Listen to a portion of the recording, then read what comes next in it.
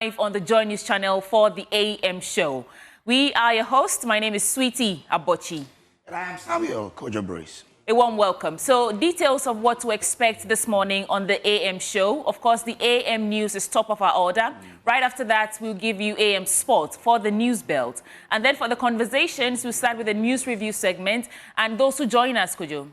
We have Dr. Kwame Asante, he's head Center for European Studies, Dr. Jabir Mohammed, senior lecturer of the University of Ghana Business School, and Afel Moni, former president of the GJA. Right. So after the news review, we get into our big stories. We know that the NPP sets the stage to elect a presidential candidate in January 2026, following a decision taken at the National Executive Committee. Now, what does this new arrangement mean for the party going forward? But that's not all. We'll also take a look at what's happening at the Appointment Committee, because Supreme Court Judge nominee Justice Philip Bright-Mensah calls for a significant increase in the number of judges at the Supreme Court, and is arguing that 20 is most appropriate to effectively function because of the workload of the Supreme Court. We'll hear from our panel on these issues. You can join us with your thought via phone and all our social media handles. Just let us understand what you make of the issues that will be discussed. Remember, the AM show is sponsored by Whaley Properties. We provide quality housing at an affordable cost and with a flexible payment option. Welcome aboard. Folks, let's get right into the AM news.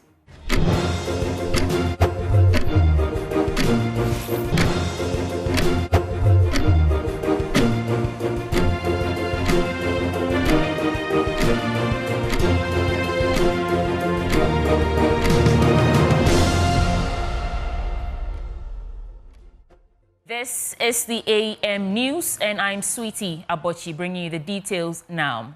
Cheers, hugs, and high fives. The mood was electric at Nima Cluster of Schools yesterday as BEC candidates wrapped up their final paper.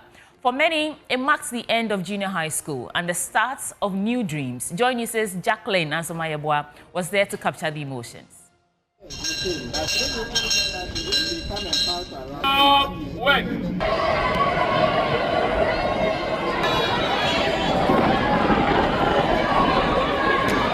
So the bell just went off some few minutes ago. This means that the final paper for the 2025 BEC is over. We're here to gauge the mood of the students right here. They just finished with their closing assembly. So I want to find out how excited they are, how their paper was and all that. How was the paper for you? Oh, the paper is okay. What paper did you write? We wrote creative arts and French. In French. Yes. How was it for you? Oh, it's not that hard, but it's hard. It's not that hard, but it's hard. Oh, why? What was hard, the French or the creative arts? Yeah, the French. How was the paper for you? It was good. How was the French? It was quite good, but alhamdulillah. Alhamdulillah. Comment ça va? Ça va très bien. What grade are you hopeful of coming out with? 7-1. 7-1. How was the French for you too? The French was Okay, what school do you want to go to? good. Big boss. Big Boss. That's the school you want to go to. And I'm here with students from Kanda Estate Basic School. And how is the feeling like knowing that you've completed your junior high school studies? How is it like? Please, it is normal. It is normal. Hey, there's no super excitement behind. Excited. Yeah. Excited. You're Excited. yeah. What school do you want to go to? Fatima girls. And you? What school? Ghana Senior High. Okay, and what about you? Miakai girls. And what about you? Kobo girls. Okay. But you wrote two papers today, creative art and French. How was it like for you? It was. As for me, the French is good. The French was also good. I thought you were going to speak French to me. Mon soeur et ma mère et mon père du France. What does that mean? How are you? What grade are you expecting? 11, 12, but not above 20. No. What school do you want to go to? Achimota. What was your favorite amongst all the papers you wrote? Or mathematics. What grade are you expecting your overall, the overall papers, when they put everything together, the subjects? 6 months. Well, congratulations to them. In other stories, some lands destroyed by illegal mining may never fully heal, not even in 300 years, scientists warn. As government and big mining firms race to reclaim degraded sites, illegal miners continue to invade abandoned concessions. Now, experts are pushing for a new approach, one that goes beyond reclamation. Emmanuel Bright-Kweku reports from a major conference on restoring mined lands in Ghana. Traveling along forest reserves and water resources in Ghana, a sight never missed is the environmental damage perpetrated through illegal mining operations. Efforts by large-scale mining companies to reclaim mined concessions are fraught with challenges. Researchers and other interest groups in mining argue that without a proper consultation and assessment of the needs of host communities, efforts to reclaim degraded lands will go down the drain. We should not be in a hurry to say, well, cover a hole. Speaking at a stakeholder conference on mining and phytoremediation, chartered environmentalist at the large-scale mining sector, Dr. Jones Mante, highlighted the predicaments in reclamation. There was an instance where a mining company assigned, an aquaculture end use to a certain pit, and without really considering the communities, their interests, thinking that it will help them. They can get more fishes and all that. But the community said, we are not fishermen. We are miners. Traditionally, we are miners. So why would you give us this? You could have converted it into a different thing for us. Okay. So that is where the frustration comes in. So we spend all this money to do all these things. The community say, no, yampe. Dr. Mante is proposing a critical look at transforming and repurposing abandoned mining concessions to energy hubs and other recreational uses. So repurposing is basically looking at other forms, other economic ventures or uses that you can use the same area for. Sometimes you have like a big pits created. The place used to be a forest. You realize that it's so difficult to backfill the whole area and plant trees and make it forest again. But then that same area could be turned into a water resource. The first DAAD Alumni Conference on mineral mining in Ghana and phytoremediation assembled local and foreign researchers and stakeholders in the extractive sector. Dr. Albert Mensah is the programs coordinator and senior research scientist at the Soil Research Institute of the CSIR. Solution is bringing the land exactly to the original land use. It takes a lot of time. Mining companies, they are business people, right? So they may not have this luxury of time to just wait for the plant to grow to sort of. So what they do is, like he was also talking about, repurposing, where the land is put into alternative use like reclamation. Director of the Soil Research Institute, Dr. Collins Tay, says the government must commit to restoring natural resources adversely impacted by illegal mining. Once the miners are given licenses to do so, they must be, asked to set some money aside right from the initial stages, right from the very beginning, so that once the miners are leaving, even if they leave, government can use that monies to go, to do the phytoremediation. For Joy News, my name is Emmanuel Bright-Kweku. Child advocacy organization Compassion International Ghana, together with environmental activists, is raising concern over the growing trend of illegal miners exploiting children as cheap labor for their trade. The appeal was made during the 6th edition of the Thriving Child Seminar Series, held in commemoration of the organization's 20th anniversary and the Day of the African Child in Accra. Elsie Esiedu Kisiedu and Anne Dase were at the ceremony and have filed this report. Illegal mining, commonly known as galamsey, continues to pose devastating consequences for the country's children and youth, threatening their health, safety, and access to education. Speaking to Joy News, the National Director of Compassion International Ghana, Kobina Yeboah Ochre, expressed concern over how the rights of children are often overlooked in these illegal operations. So we encourage the church to add their voices to these issues and to call on the state, to call on their church members who are engaged in this, educate the communities and support to build other alternative livelihoods where possible. Environmental journalist Erastus Asaridonko added that the health implications are becoming more evident in many mining areas. We are now seeing childhood cancers in consulting rooms than we were previously seeing, and many of them are coming from the Galamsey belt. We are also now seeing a lot of kidney ailments with children. And I think that as a country, this should be a cause for worry. Representing the Ministry of Gender, Children and Social Protection, the head of programs and projects at the Department of Children reassured the public that children engaged in galamsey due to financial hardship will be supported to return to school through the ministry's re-entry policy. So making sure that we let our children stay in school, no matter what, even when they get pregnant, they are doing the teenage mothers re-entry program. The girls can easily come back to school. Let's stay on the issues of land and illegal mining for a bit, because the Forestry Commission is criticizing illegal mining activities in Ghana, describing it as, quote, the biggest problem, unquote, affecting the country's 288 forest reserves.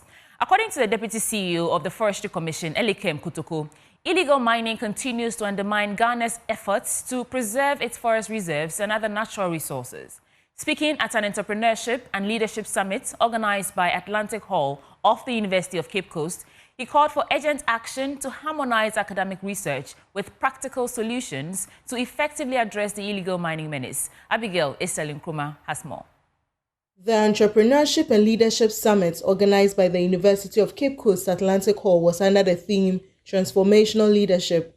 The event brought together seasoned academics and leaders, including the Deputy CEO of the Forestry Commission, Elikem Kutoko, who made an urgent call for effective action against illegal mining. The multidisciplinary collaboration, uniting diverse fields to address complex societal challenges. Like I said, I am working with the Forestry Commission. The greatest problem on our hands now is not the cedi's appreciation or depreciation to the dollar, but the greatest problem is the illegal mining that is going on in our 288 forest reserves that we have tried to make sure we reclaim all, and the others that are ongoing on the river bodies, near the river bodies, compromising the water quality, killing or destroying aquatic life, also compromising the soil fertility that actually ends up in affecting the crop yields that we have. So I must be looking out for solutions. Maybe somebody reaches out and says, Elikem, I think I have a solution to this problem in the central region. I have a solution to this problem in the forest zones. And then we can begin to be talking on the same page. The Deputy Minister for Defense, Honorable Ernest Broja Jemfi, commented on government's plans to include military training of national service personnel as part of the national service scheme.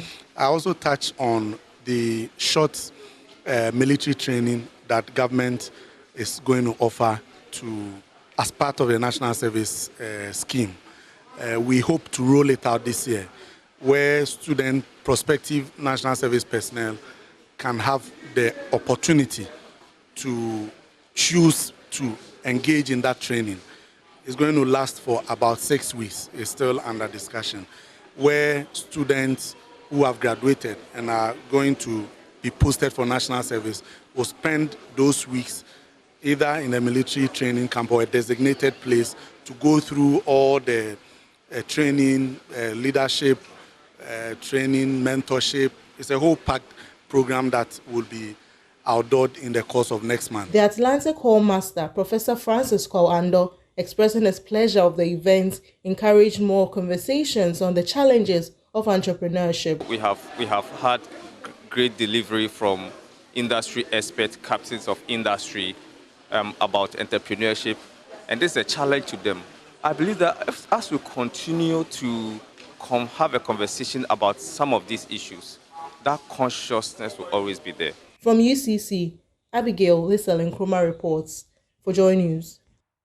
Away from the issues of galamsey, some applicants seeking services at the Births and Deaths Registry in Kumasi have been left stranded after being turned away by staff at the regional office. And this follows a directive from the national leadership of the Civil and Local Government Staff Association of Ghana, CLOSAC for short, instructing workers to lay down their tools in protest against what they describe as a hostile working environment under the acting registrar Samuel Butche.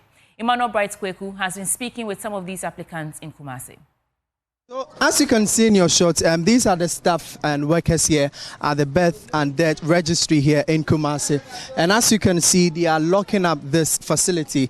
They have packed the chairs that were originally arranged here into the office. The workers are going to lock up this place in protest or in direction of what they were given by the national leadership, that's CLOCSAC, and the Civil and Local Government Staff Association workers in Ghana. The directive they gave in protest of the acting director of the registry over his misconduct and some allegations they leveled against him. And so they are closing this facility. We understand some applicants have also trooped in here to seek services from the Birth and Death Registry. But unfortunately, these applicants were actually turned away by the staff and workers here.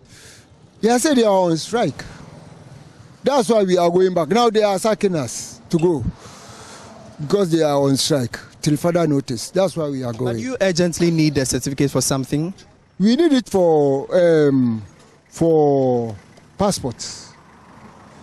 But now we don't know what to do next because without the birth certs, I don't think we can get our passports. There was a mistake when I was making my birth cert. They used a different name, my middle name as my surname. And when I went to make my passport, I was asked to do the rightful changes before I can do the passport, else I'm going to face a lot of challenges. So I decided to come here today for it. When I came, they told me that they are on strike unless I come back on Monday. On Monday? It's Friday rather. So I was directed to take the number on the signboard, but when I tried calling, they said the number is deactivated, so I don't know what to do right now. My baby we just say we go school. Nti omo say we say ye BF set na na ansa na wako. Enu nti na me di ka be ye ne dada. My son is about completing school. I need a certificate for him. It's been 2 years now. I haven't been able to access it. Enti ne de me ka me be nyina me se me ba no amfa ma me a me ji me sika amfa me sika ma me na me nya BF set na ye. Enu nti na me ba ye. Now buy no so almost today. Me buy so ma tutu mo ko strike. Me nim de enti mo ko strike. Me ja me bra ya ogina ho yi. Ase buy say oba be na birth set. Buy aso ma cruise o mo do no ntina. I came with my brother for his certificate, but they said they are on strike. Nya ba bi mpu njina. Enim say bi sa ye kra obi na direct here wa say ye ma hada. I'm done with it, so I'm coming for it. Yes, please. So have they given assurance they are going to give it to you? Oh, for that one, I have communicated with the person. The person has to just wait because they call it on strike. They can't permit me to enter, so I'm just waiting for the person to come out. Almost 2 months, getting to 3 months. Me no. Basically, my offer mama say people ni ho, people they printing ni ho, people they printing ni ho. So the problem comes me father baby or no. Ne people say so I have to do the best set. No, I need a certificate for my dad. He needs it to work. If he doesn't get it, he wouldn't be able to work any longer.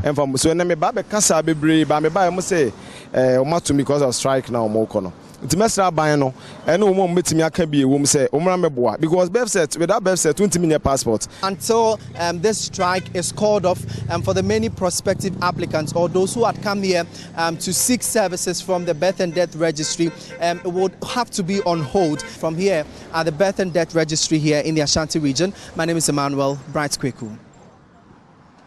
Once the heart of communal life on campus, the St. Louis Dining Hall now stands in a state of severe neglect, its roof leaking, its seating broken, and its structure visibly deteriorating. In response, the 2,000-year group of St. Louis Past Students Association has launched a 1.5 million Ghana cedi legacy fundraising campaign to restore the facility as part of their 25th anniversary celebrations. My colleague Maxwell Akloboto was at the launch and reports for Joy News. The St. Louis Dining Hall, once a vibrant center for student life, has fallen into despair, plagued by a leaking roof, broken seating, and other defects. To restore it, the 2,000-year group of the St. Louis Past Students Association has launched a 1.5 million cedi legacy project to mark their 25th anniversary. At the launch, Dr. Ya Echan-Boatin, president of the 2,000-year group, described the dining hall's condition as unacceptable and unbefitting of St. Louis's standards. So we are undertaking a legacy project, which is renovating the school's dining hall. It is currently in an unacceptable state with structural defects, and lighting problems. There's a leakage in the ceiling, so the roof is destroyed, and we need to fix it.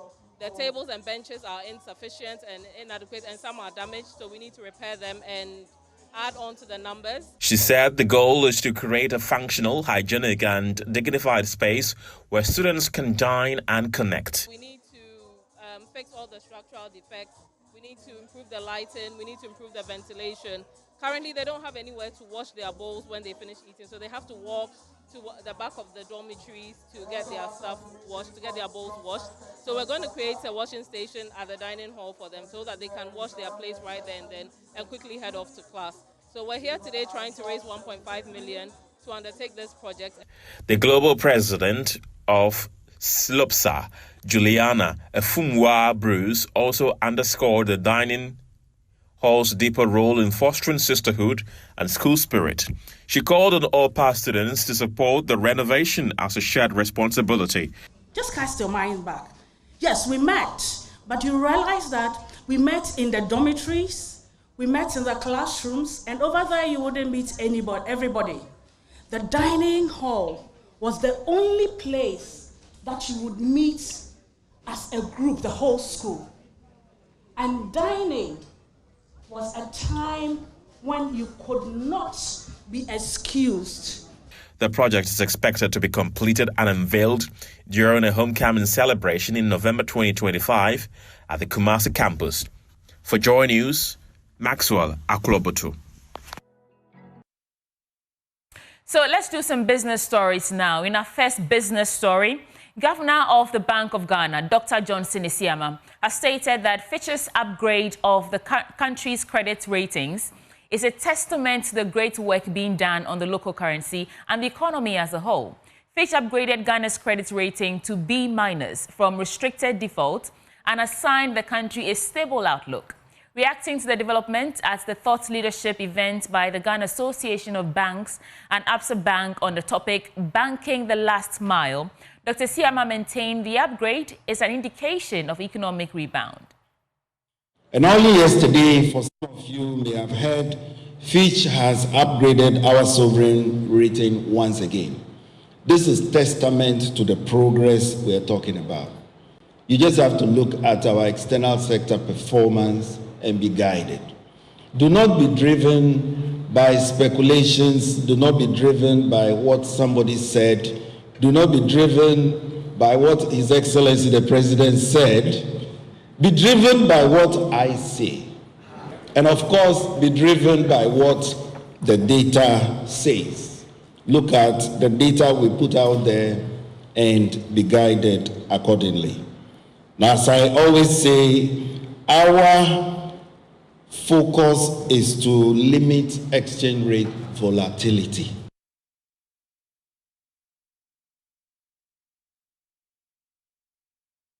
The Chartered Institute of Human Resource Management says it is committed to enhancing productivity among public sector workers across the country.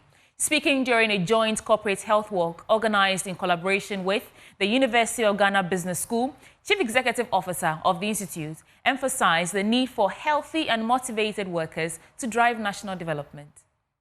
The joint corporate health walk held in Accra by the Institute and the University of Ghana Business School, Dr. Francis Edukun, Chief Executive of the Chartered Institute of Human Resource Management, said the Institute will work to ensure high standards of professionalism within the human resource space, particularly in the public sector. We need to match employees to productivity. We cannot have numbers but limited production. And I agree that unemployment is an issue in this country, which we should tackle. But it doesn't take the fact that where there is no space, where we don't need people, we populate it because of political reasons. Meanwhile, founder and CEO of Lane Services Limited, Dr. Mrs. Ellen Hagan, praised Ghana's human resource sector as promising and filled with potential. But you know that the Chartered Institute of Human Resource Management Practitioners has now been given a mandate by the Constitution of Ghana to be able to set standards. The health walk brought together HR professionals, students, and stakeholders to promote wellness, teamwork, and professional mentoring.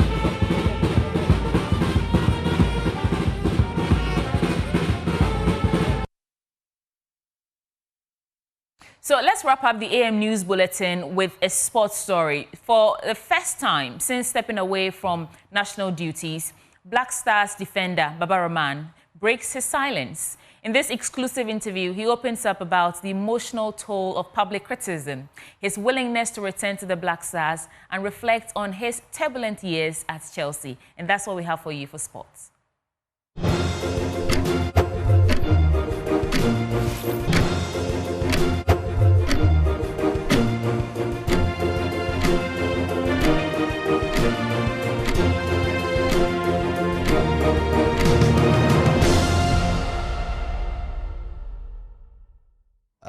I started having doubts when the physios took me out on the pitch. I had to adapt to my new leg or my new knee, I would say. You know, sometimes you just feel like, is this actually you, or will you be able to go ahead with your career again? You know, off the pitch was where it actually got to me. You understand? Because we won the game, everyone should be happy.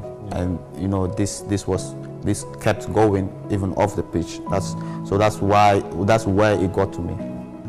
When the FA called you and said you were going to be part of the team, did you think you deserved the call up at the time? No, I honestly declined it. Sometimes it's a disgrace. You play against someone from a different country, and then you go to the club level, and then the first thing he sees and he tells you is, we thought Ghana was a big country, and look at your pitch, you know. So it's kind of a disgrace to us, you know. Welcome to another Joy Sports special. My name is Daniel Cranting. Today our guest is PAOK and Ghana left back Baba Rahman. Baba, thanks so much for joining us. Thanks so much for doing this with us. Thank you very much. You're on holiday in Ghana. How's it been? So far it's been great, and I mean, it's always so refreshing to be back home, see family and then friends and relatives, you know. So it's nice. But how often do you come to? Is it every summer break that you come? Yes, for now it's every summer break. Sometimes last year I think I was here in December. Okay. But mostly it's just summer break. Okay. Let's talk about PAOK. A very interesting journey. I think you signed in 2021. Yeah. We can all say it's been very successful. Last season, not the just ended season, the one before. You won the league, made a very good run in Europe. Yeah. Your numbers were the sky. How has the Greek league been? Generally, it's good. The level is kind of a bit high also. But what's the name? Also playing in Europe is good for the club. But generally the level is high. Yeah. How would you compare it to? You've been around a lot. You've played in England. You've played in Germany. Yeah. How would you compare the Greek league with some of these other leagues? I mean, I would not say it's up to that standard yet. The Greek league is a bit below the top 5 leagues, and I must be honest. So, but it's also competitive. We have other clubs that are top, and you can see a year ago Olympiacos won the Conference League, so which can tell you there is quality over there. Yeah. Let's talk about your time with Chelsea. When it comes to your club career, that's the one that interests Ghanaians the most. Yeah. Your time with Chelsea, 2015, signing for the Blues. And Ghana has in fact, Africa has a very rich tradition of African players going there. It was a big deal at the time. You going to Chelsea, Jose Mourinho signed you. What did it feel like for you? You had done really good in Germany, and then Chelsea made the call. Just take us through that, the emotions of that. I think when the call came, and it was Chelsea, I didn't believe it. You know, I was like, yeah, I had a good season in Augsburg, and we ended up being 5th, qualifying for the Europa League in Augsburg. But then, honestly, I didn't expect myself to get to that jump already, but I knew I was ready to get to like the top, or to compete at the top. But yeah, it was kind of a bit of shock for me, because just maybe 3 or 4 years before I was in Ghana, like playing in the Premier League, and then watching some of the stars, you know, already like in the Champions League final, but I just got a call like Chelsea's interested in you. So it was a bit of a shock, but also like a happy moment that showed like the progress and the work I put in. But what were the conversations like your first interactions with Jose joining the team, seeing some of these big stuff? Because I think that was the season after Chelsea had won the league when you joined. Yeah. What was the conversations with? Because you say you were surprised. So what did Mourinho tell you to, okay, you belong here, sort of conversation? So my first conversation with Mourinho was some 2 agents approached me to speak about Chelsea, and then they rang Mourinho. But I told them, like, listen, anyone could have the same voice as Mourinho, so I didn't believe it in the first. And then they came back, and from there things started progressing. But Augsburg was kind of difficult. I think they had their price tag on me that they wouldn't let me go if not that is met. And I remember, like, the first time I spoke to Mourinho, and I believe it was Mourinho, it was like on the FaceTime. Okay. I was in pre-season with Augsburg, and he made this guy, Michael Eminalo, the then sports director of Chelsea, called me on FaceTime. And they were also in the States doing pre-season, and then he called me. So I spoke to Michael Eminalo, and then he passed the phone to Mourinho, and the first thing he said was, he turned the phone around and showed me like the guys was training, and it was like, Baba, this is where you should be, not where you are. So I'm waiting for you. Just like forget about everyone and come. This is where you should be. Yeah, and I just laughed, and I said, yes, we are working on it. I think very soon I will join you guys.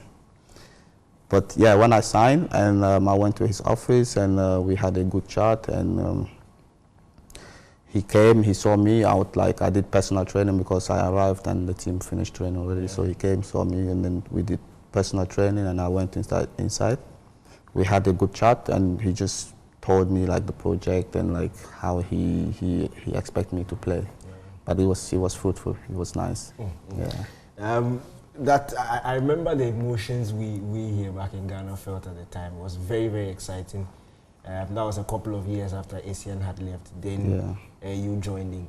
But that whole Chelsea chapter didn't go as we expected. It was, 8 years. You had 7 different loans. Yeah. We'll come back to the injury situation, but let's talk about when you were making your recovery. A new coach had come in. I think it was Conte at the time. Yeah. What were the conversations with him? Because we felt like because he had brought in the back 3 system, you can play wing back, you can play left center back. Back here, it felt like this was your time once you made full fitness, but it never materialized like that. What were the conversations around them? What were you told? So before Conte arrived in Chelsea, he met everyone. He met all the players, like one after the other. In an office, I think he met some people in the training ground, some people at the Stamford Bridge. So with me, we spoke, and he told me, like, honestly, he told me that, listen, Baba, I cannot guarantee you a spot for next season, but what I can tell you is you can fight for your position, but I don't think I can guarantee you a spot for next season. And I said, okay, no problem. Listen, you are the boss, and if you think I don't suit your style or something like that, like I will fight for the position. And he said, yes, that's fine with me. So that was my first conversation with Conte, just before the season ended. Okay. Yeah. So you spoke before he before he came, before he signed, before he took over, because he was, I think, when we're going to the Euros with Italy. Yeah. So he just came, met everyone, spoke to everyone. Yeah. Interesting. Now, let's take a couple years back. Ghana had struggled with the left-back problem. So I remember Hansi Lusape, when he left national team football, we were experimenting with quite a number of players. 2014, we had to play Kudra Samoa at left-back. And then you emerged straight after that. You took us to AFCON 2015. We went in the final. You scored your penalty. Somebody went to miss. We didn't win the cup in some way. But you were on a very good trajectory. You were one of the best players at AFCON 2015. Then AFCON 2017. At that time, you were coming into the AFCON as a Chelsea player.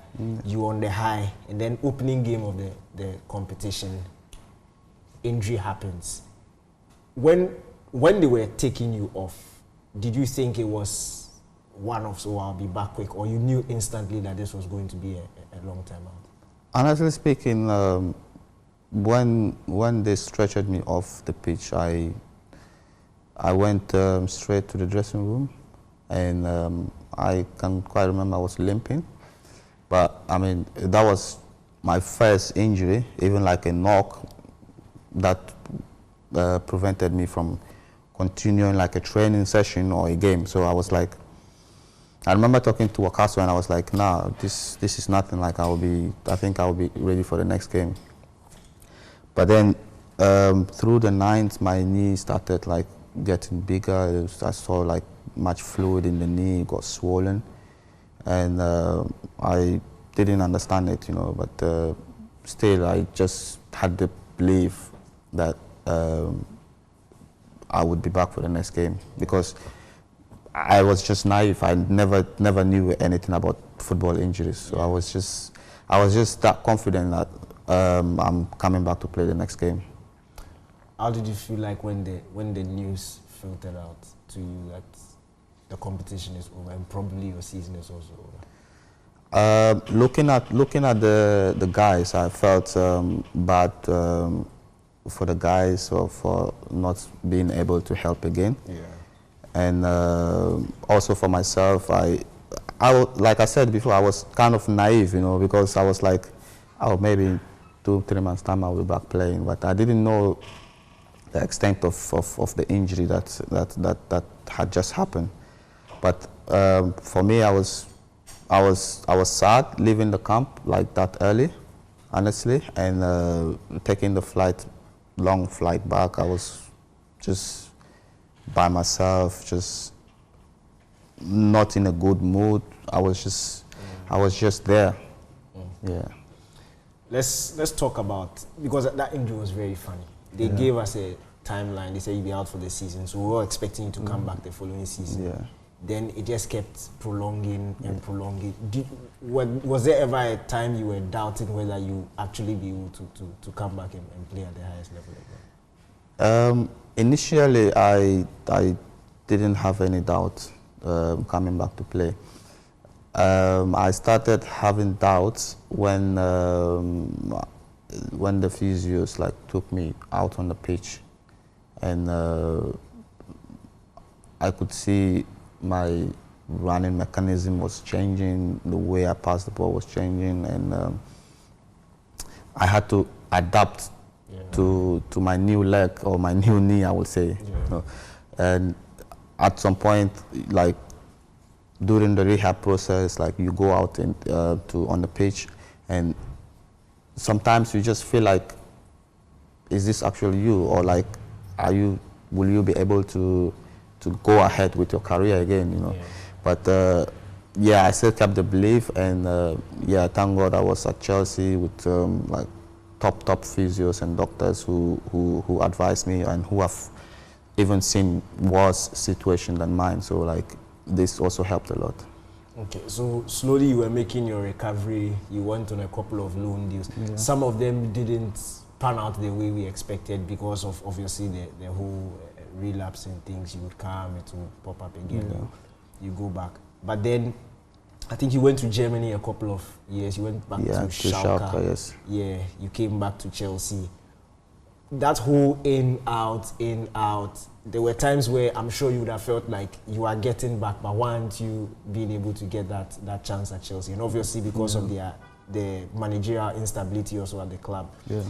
Did you, yes, you've spoken about the fact that you were coming back, but at Chelsea, did you think that, look, I will make a full recovery and I'll be able to play for this football club again? If I would say yes, then I think I would lie to myself, you know, because from the way I was feeling,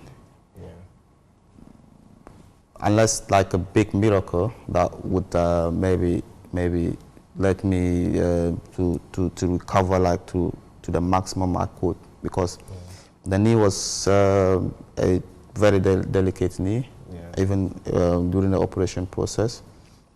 And I mean, like, the doctor told my agent like I should be grateful if I'm able to kick the ball again, you know. Wow. Yeah, but during the recovery process, I could also see what the doctor was saying, because it was a delicate injury, and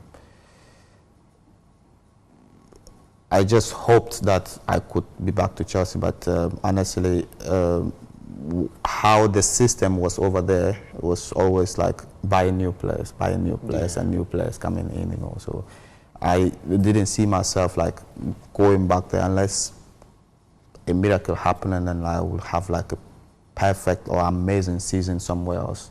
Yeah. Yeah. Let's fast forward. I think it was 2020. The AFCON qualifiers against Sudan. You had been away from the national team for a very long time. Yeah. Club football, as I said, in and out of Chelsea loan spells. Then Sike Akono came in, if you remember. Yeah. You had been away for a very long time, and then the squad comes out. Your name is part of the list. Yeah. But at the time, you were playing for Chelsea's, I think, U23 team. They hadn't registered you for the season. And there was massive uproar here in Ghana. Like, why is a player who hasn't been playing regularly being selected for the national team? Let me ask you this candid question. Yeah. When the FA called you and said you were going to be part of the team, did you think you deserved the call-up at the time? No, I honestly declined it at the beginning. I declined it. But what they said was, look, they have, I think, one left back. And since I'm back training and playing games with the reserve team, and I have the experience of the national team, then they think I can help, or I can help with that, because they've looked other places, and I mean, the quality they were looking at was good, but I mean, they believe I had the experience to be able to withstand like anything that could happen during the game. Yeah. And for me, I'm sure you know, that was the start of your very interesting relationship with Black Stars, Ghanaian football fans. Yeah. It never really stopped from there. And let's take it on. How do you deal with some of these criticisms? No, first of all, let me ask you, do you think your performances deserve some of the backlash you were getting? Yes.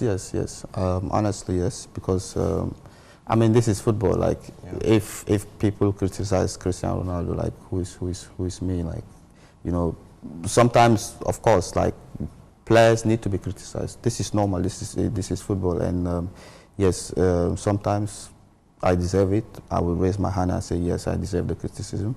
But also sometimes I get the praises and I feel happy about it. But yeah, criticisms is 100% good in football, which for me, criticisms in a way is not to bring you down.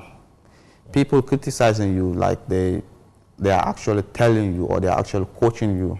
Because if someone is going to criticize me, maybe he will say, or maybe they would say he's not good in defending, which means I have to improve my defending, or he's not good in crossing the ball, or he's not good in shooting. So which means I have to work on that. So it's the person is actually coaching me. You understand, in a way, you know. But other people will just see like, nah, maybe it's just a hate comment or something like that. But I see it as a coaching and something like to do to better myself. Yeah. So, for you, where do you draw the line between criticism and abuse? Because there are some players who we see some of the comments, and some of the comments come from a very nasty place. Where do you personally draw the line? Okay, fine, this guy likes the Black Stars and he doesn't feel I was crossing the ball well, so I need to work on it. Or this guy just has it in for me. Where do you draw the line? I mean, let's say I make a good cross and they score, and someone pass a comment that I should have crossed it in a way or in a different way, then I mean that is like abuse, or maybe that's like a hate speech, you know. But if I happen not to cross the ball in a way, or maybe to give to a free player and then like I misplace a pass, then that's criticism. But if I do good and then you feel like I should have done it in a different way, then that's a hate speech, in my opinion. Yeah. Let's talk about your last major competition for the Black Stars, which was the World Cup in Qatar. The first game was very funny, your individual performance. So you were instrumental in our equalizer. You gave that reverse pass to Kudus, who laid it on to Andre to score. And then you ended up assisting Bukari's goal also. But you were also at fault for, I think it was Joao. But at the end of the game, nobody cared about your assist. Nobody cared about your key pass. It was, why did you fall down when you were supposed to intercept that ball? When you look back at your performance, I'm sure you guys do reviews. When you sat back, when you were leaving the pitch, yes, we've lost. Personally, where do you think you went wrong? How do you rate yourself in that situation or that game? Honestly, I take myself as a person that sees more of my faults than what I did good. So whenever like Portugal is even playing, what comes into my mind is this pass that I could have like intercepted. You know, I had the position wrong. It was 2 against 1. I had the position wrong. So that's just what comes into my mind. I don't kind of remember the things I did good like that. Yeah. Interesting. It's a very interesting perspective. So if you score a hat-trick and you miss open pool, you remember that? I remember that, yeah. Interesting stuff. That. But then the next game you were benched. I think Gideon started the next game. Then you returned for the Uruguay game. Now, colleagues who were at the stadium during the Uruguay game have told stories of the warm-up where Ghanaian fans were sitting very close to and were basically hurling abuse at you whilst you were. First of all, did you hear it? No, the stadium was loud, so I didn't hear that. Did you hear it? No. But overall, that team performance against Uruguay was just completely terrible from a Ghanaian point of view. Were you guys thinking about 2010 before that game? No, I think in 2010 was only Andre who was there. So I don't think I think it was just in the media that you will see like a kind of people are saying it's a revenge or something like that. But yeah, we just made our mind that we're going into the game to win the game.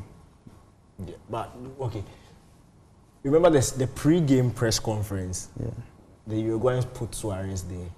He made some utterances. Was it things that you guys were privy to? You had heard it, like conversations between players, where you are one of the experienced members of the team, where you hear some of the younger guys like this is revenge, or they were thinking about it, or something like that? No, we I don't think we ever spoke about like a revenge. We just wanted to go out and then win the game, because honestly, if you look in the dressing room at that time, like you could see in the eyes of everyone that we believed that this game was winnable.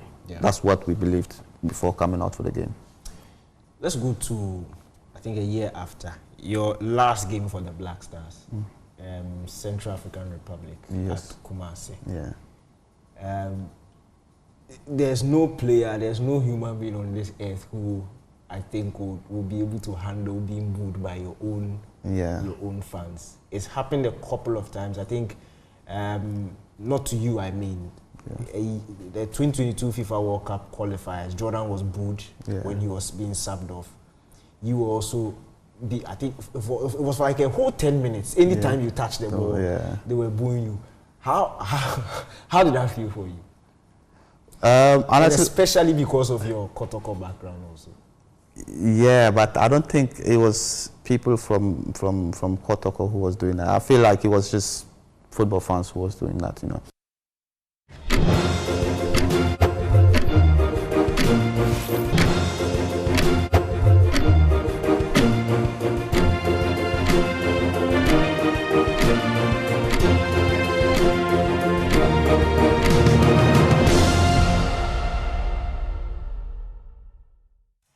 We'll bring you the full reports from that sports interview in our subsequent bulletins. But a gentle reminder that the AM show is sponsored by Waylead Properties. And here's a question. If you haven't answered it yet, time now for you to take action. If you're thinking of a rewarding investment you can engage in, then Waylead Company Limited is your preferred choice for such investment. Waylead Company Limited is a real estate company with several developments to its credit in Accra. Invest in our newest development, Willow Lane, where elegance meets tranquility. At Waylead, we provide quality housing at affordable costs with flexible payment options. In addition to 24-hour security, reliable power supply, and other social amenities to make your stay a memorable one.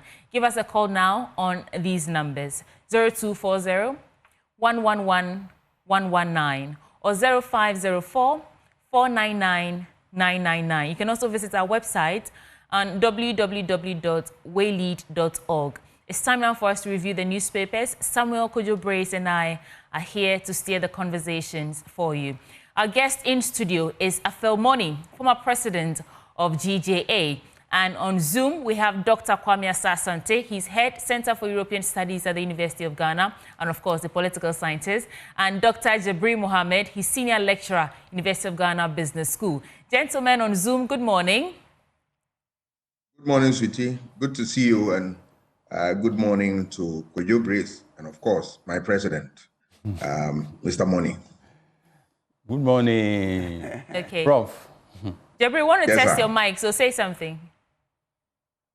Yeah, Dr. Mohammed. good morning to you. Okay. Yeah, super good morning, and good morning to my former lecturer, and good morning to everybody out there. All right, over to you, Kojo. So former lecturer, that is Dr. Asante, right? Yeah. Okay. So that we don't assume it's... No, he's a journalist. Yeah, Dr. Asante. Yeah, so. And he loves that, identity. Yeah. As a journalist, Yes. when you speak to him, you have that. Anyway, let's start with our 2 minutes that we give to our guests to make a point on something that they really want to say something on. Zamoni. DJ election. No one asked something. Yeah. Okay. Which will happen on the 30th of June, God willing. And as compared to elections of yesteryears, the upcoming one fails to receive the needed attention, publicity in the media. To say the very least, publicity is minuscule as compared to others. We know such elections are characterized by high voltage tensions, red hot tempers, and all that. We've been spared these developments, but of the same, I think we need to bring it from the back burner to the front burner, because the media are the fourth branch of the tripartite government. And so whatever they do or fail to do has seismic implications for the other branches, as well as national development, democracy, and national security. So we urging the media community to reset the run-up to the election campaign with urgent promptitude, because it is our election. And we also urge the voters to go beyond the smoke and mirrors and look for competence and character. Because character is leadership, according to LCB, and you also need competence, because this is a position so sensitive which we want to determine the strategic direction anchored on high professional standards and welfare of journalists. So many journalists are really under pressure, financial pressure. Unlike our brothers and sisters in multimedia, you can tell that Sweetie is okay financially. Sweetie, you're okay. Yes. I'm not. Let's move on, because I can't answer this one. I want money, but I'm okay. So these are issues which will determine who gets elected in the election. So once again, there's a need for the media to, but really, this has been our story for God knows how long since we've been around. We've been talking about poor remuneration in the media space. We haven't been able to do much about it. I think, was it 5 or 6 during your time or so? Yeah, we did. I heard about the bargaining agreement that we're fighting for. Unionize the association. So before we came to office, this idea had been incubating. So we took some bold steps to unionize the association. So what needs to be done now is to obtain a bargaining certificate, which will empower the association, like the Ghana Medical Association, to fight for better remuneration for our members. But that hasn't been done. That has not been done. Maybe the new administration will prioritize that to ensure that our people get what is due them. And there's a direct relationship between conditions of service and professional output. So this should not be lost in going forward. So the journalists, because many journalists, in some worst case scenario, they are not paid at all. And as the saying goes, man must eat, man must survive. And the survival instinct, in many instances, pushes some journalists to go to criminal heights in order to survive. So we need to take a long and hard look at the conditions of service of journalists and also professionalism. Standards are not uniform in the media space. And let me say, with the highest sense of pride, that's in multimedia. You exemplify, you embody high professional standards. And this should be replicated across the media space. But this is not what we are seeing. In some instances, what we see is, journalism degenerating into standardless profession. No standards at all. Some prioritize over-injection of jokes. Others blackmail, others, do all kinds of dirty games. So there's a need for us to take a hard look at, again, professional standards, which will go in tandem with better remuneration for our members. Must those two be the leading factors to determine which leadership we do get for the next administration? Certainly, yes, because, journalism is a calling. So once you are called, and the calling comes with an obligation. So we have an obligation imposed by public expectations to ensure that we scale up whatever we do. Because journalism has a direct relation with democracy. It is ingrained in theory and even rooted in practice that democracy is impossible without the media.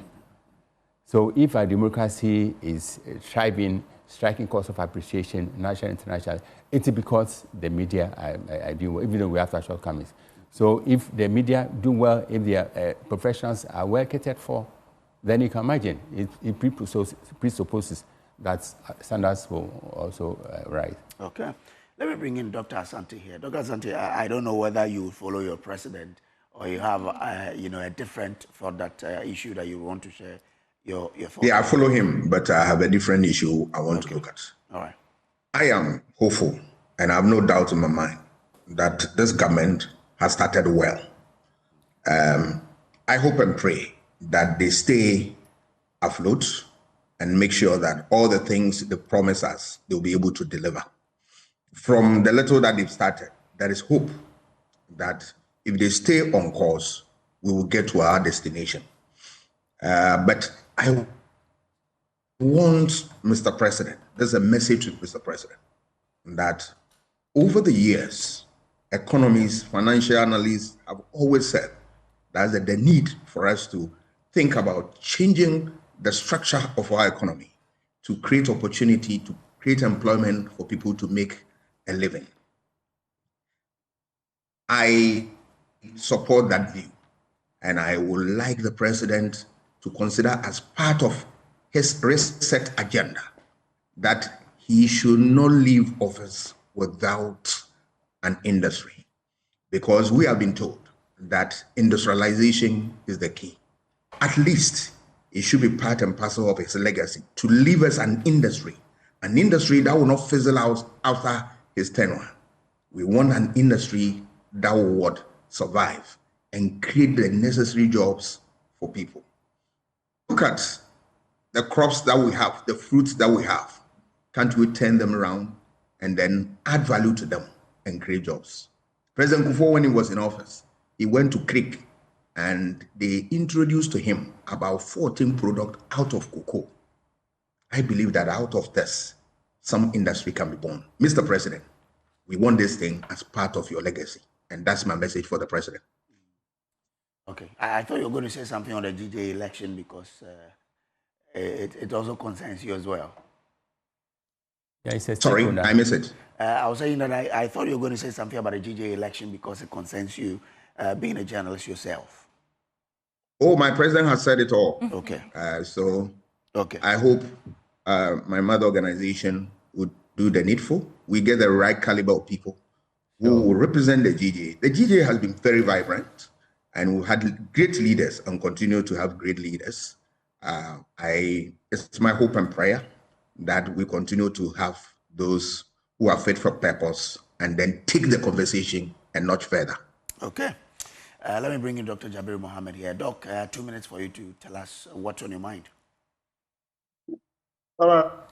Thank you. Today, I want to look at the pitch upgrade of Ghana. Okay. We have been upgraded from a default position to a more stable position, which means that our economy is beginning to pick up and things are beginning to get in a very better situation. But that doesn't give us a license to go into a borrowing spree, because it is projected that our debt to GDP ratio is likely to fall to about 60% of GDP, which means that it's giving us a fiscal space to be able to continue to pile up debt. But mind you, we are already having a debt restructuring program where we still have a pile up of debt to uptake in the next few years to come. And if you continue to pile up, it means that you are only postponing your future payment, your current payment into the future. And it's going to be worrying the future generation.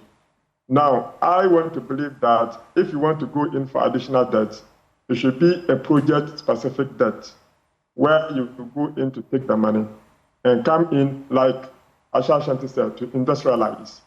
If you bring in the money and you want to set up a factory, that will be able to employ people, reduce unemployment, increase productivity, and create the value, which is the wealth out of it. And finally, that wealth will be able to pay off the debt. But if you go there to borrow and come and do recurrent expenditure, you come and use it for elections, you come and use it to pay workers, or you come and use it to do other things that will not bring up, or goods and services that will not bring the needed funding to be able to repay the debt, then you continue to pile up the debt for the future generation. And this would not give us a better, stable economy. They should stay focused. Now we are using, what do you call it? We are using a physical consolidation. So where we are not spending too much in the economy. And we are using a tightening monetary policy. They should continue to remain in that stance so that we can reduce the amount of money in circulation. And if that happens, then we can continue to have a stable currency, we'll continue to have a stable inflation, then we'll continue to have a better environment for our people going to live in. So I believe that this should not be, it's a call on them. This should not be a point for them to now enter into the capital market and begin to borrow like nobody business. They should borrow for specific purposes. We have project-specific financing instruments that should be issued. And those project-specific financing instruments should be used to finance the project so that the project can generate the needed job, as I said earlier on. All right, and that story has been captured on the front page of the news center. It says Fitch upgrades Ghana to B negative, outlook stable. I guess all the papers to have it because the custodian also has it. It says minority endorses Fitch upgrade but cautions government against poor budget credibility. So it looks like on the business update this morning, we're listening to the Bank of Ghana governor, and he said, don't listen to what anyone is saying. Don't listen to the president. Don't listen to what the newspapers are reporting. Listen to me. And he is saying that the reason and he added that.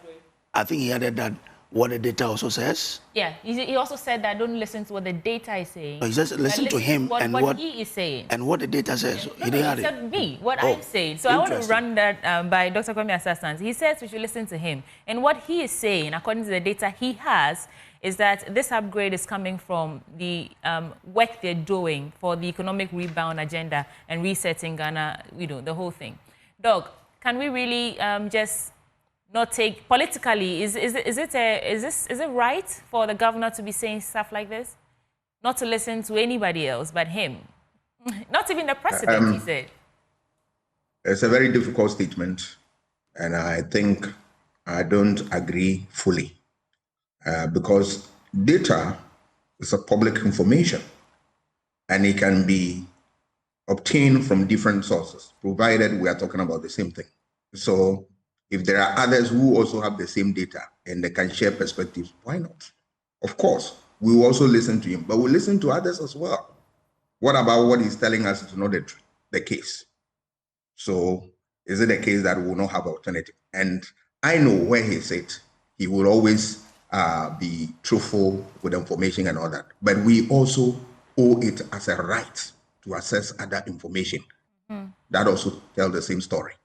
After all, if the information is the same out there and I chance upon it and I use it and it speaks volume of what the governor is saying, it's a plus for him. But to restrict us that listen to me and me alone, that it's very, very uneasy for me to accept that, to the extent that we should not even listen to the president. I'm sure that is a little too heavy for me. But we want to assure the governor that we will listen to him, we will follow him, but we will also listen to other sources of relevant information that point to the same statement, and that we can assure him. Thank you. Dr. Mohammed, briefly on this. Well, now, what happens is that the Bank of Ghana is the final consolidation of all economic data in the country.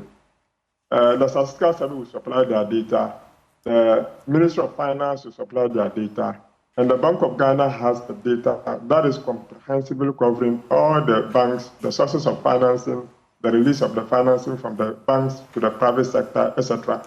So they have the consolidated data, and that is the data they use to normally make the monetary policy announcements. You cannot make that monetary policy announcement without the consolidated data. So I believe that in the purview of it, he wants to say that I possess the final information, and whatever I bring out there is a stable information. So if you look at the Bank of Ghana, you will see the Bank of Ghana Economic Bulletin released in every 3 months before the Monetary Policy Committee comes to give us their report. So if you go into that data, you have every aspect of the economy. And you know, the Bank of Ghana and the Ministry of Finance, they operate like a twin, because the physical part is supposed to be giving more information, and the monetary part is the one that controls larger portion of the information that we have within the economy. So when he comes out to make that particular statement, he does not necessarily say that don't listen to the president, but listen to the authenticity of the data that I provide, because the data I provide is going to give you a broad overview of the entire economy and help you to appreciate things better. And I believe that he's, of course, currently, as we stand now, the Bank of Ghana governor is doing very well. In terms of transparency, he's doing very well because the Monetary Policy Committee is now able to report on each member of the committee, what the committee has to say before a decision is taken, which to me is a credible information that is being provided because in the past, we used not to have everybody information. We used to just have the consolidated information. And that consolidated information was not really given a breakdown. So now there is a renewed form of confidence in the economy because of some of the information that is coming up. So investors are now beginning to have confidence in the system. Thank you, Dr. Mohamed. Well, Doc, we know that next year, Ghana will start paying its creditors, those that we entered into those agreements with. So with the space coming in, what must be the attitude of the government towards borrowing, having in mind the fact that next year we'll start to repay our creditors? Yeah, so that's why I earlier on stated that it shouldn't be alliances for them to go in for borrowing for recurrent expenditure and spending in salaries, compensation to employees, or spending in projects that will not allow you to be able to repay back. Borrow on project-specific, what do you call it, financing. So when we say project-specific financing, you should have a weighted average, what do you call it, cost that is going to be on the project without recourse, meaning that you cannot use the money to do anything. That project should be able to generate the needed funding to pay back the debts that you are owing. So that at the end of the day, former finance minister used to call it smart borrowing concept. Smart borrowing means that borrow and spend on something that can repay back. Don't borrow and spend on something that you cannot pay back. If you borrow to go and do a road and tow the road, you should be able to pay back. If you borrow and go and do what you call a factory, and the factory is able to employ people and generate the needed wealth, the factory should be able to pay back. Like Asha Shanti said, he said that we should concentrate. The resetting agenda should not just be that the president lives without a legacy of an industrialized economy, which for me, I agree to that. We need to industrialize the economy. You are just showing Kube, what do you call it, Kube on the screen. If you look at it, how do you industrialize that sector? We have it a lot. How do you generate oil out of it? How do you come out with cooking oil out of it? What can you use that oil to do besides using it for cooking? Can you use it for other industrial purposes? What value can we add to it? That is what we are saying. Don't just go and borrow because, as a person, I will not go and borrow because I have to go and borrow money. I have to go and borrow and spend on something that can repay back. So that is what our focus should be, so that at least in that manner, when the other, what do you call it, that we start servicing comes in, we can still have the fiscal space to service that. After all, what we are currently facing, we are able to live within our means. So why do you have to go and borrow when you don't need the funding for anything? That brings a lot of corruption. That's why we bring the money, and the money, we don't use it for anything. At the end of the day, we don't see the money, and we haven't seen what we have used it for, and we have to pay for it. But on that point about not thinking about salaries, we know that some unions and associations are already demanding for improved conditions of service. How then does government balance the need to say, I want to keep my eye on borrowing to satisfy salaries, but still getting my people to be at work by making sure that I satisfy their demands? Now, match their productivity with their remuneration. What is their level of output? And how much should you pay them based on their output? A lot of people don't do anything, and they are demanding for more money. If you do that, you are just going to worsen your economic situation, because you know when you spend within the economy, it's supposed to stimulate output, which means that your GDP is supposed to grow, and that means that your taxes and everything will grow at the end of the day. But if you are only paying out money, and that money you are paying out is not stimulating the output you are desiring for, at the end of the day, you are not going to have any positive outcome. So government should look at their demand, but their demand must be matched with their productivity. And like I said earlier on, you should generate the money internally to pay salaries. Okay, it should not be a borrowed funds that are used to pay salaries. Okay. Borrowed funds are not meant to pay salaries; they are consumption. So that salary is a consumption amount. It is not an investment. So government should borrow to invest, but not to borrow to consume. That is the argument we are trying to make. So those unions, their salaries must be matched with their output. If that is so, then you pay them based on what they do. So I cannot just demand, and because I demand, then you pay me additional money because you want to calm me down. That doesn't make economic sense. Yeah, I don't know, something about your voice just went faint. But let's get into the newspapers now. I have a story here. First, let me start with the Ghanaian Times. On the front page, give career magistrate opportunity to upgrade at law school. According to Justice Bright Mensah, is one of the nominees facing the appointment committee. And at Ghana-EU Partnership Dialogue, reform global order to ensure equity and security, financial framework, according to President Mahama. Of course, the story about Fitch upgrading Ghana's credit rating to B- is there with stable outlook. And Sunyain Traditional Council bans Queen Mother from public activities. Yesterday, we reported that there was some sort of gunshot exchanged because of renewed chieftaincy conflict over there. But I also want to take the opportunity to announce this because I think it's very important. The Department of Feeder Roads, National Competitive Tendering, routine maintenance of feeder roads contract invitation for tenders. It occupies about 6-7 pages of the Ghanaian Times this morning. And so if you're interested or if you fall into that category, take note. So specific procurement notice, Government of the Republic of Ghana, the Ministry of Roads and Highways, and the Government of the Republic of Ghana has made available funds from the road fund for the routine maintenance of selected feeder roads in Ghana under the routine maintenance program for 2025. Pick a copy of the Ghanaian Times for yourself this morning and get into that story. So I want to start from here. 408 prison officers pass out, and the government has reaffirmed its commitments to ensure the completion of the abandoned Nsawam Remand Prison project as part of the ongoing efforts to decongest Ghana's overcrowded correctional facilities. That's the first story. I know we keep talking about how we should reform prison, how we can ensure that when people do come out or when they go in there, they are not suffocating to death and so on. So I'll come to you, gentlemen, for your quick reflections on that. On the back page, government considering scrapping blood processing fee, says the health minister.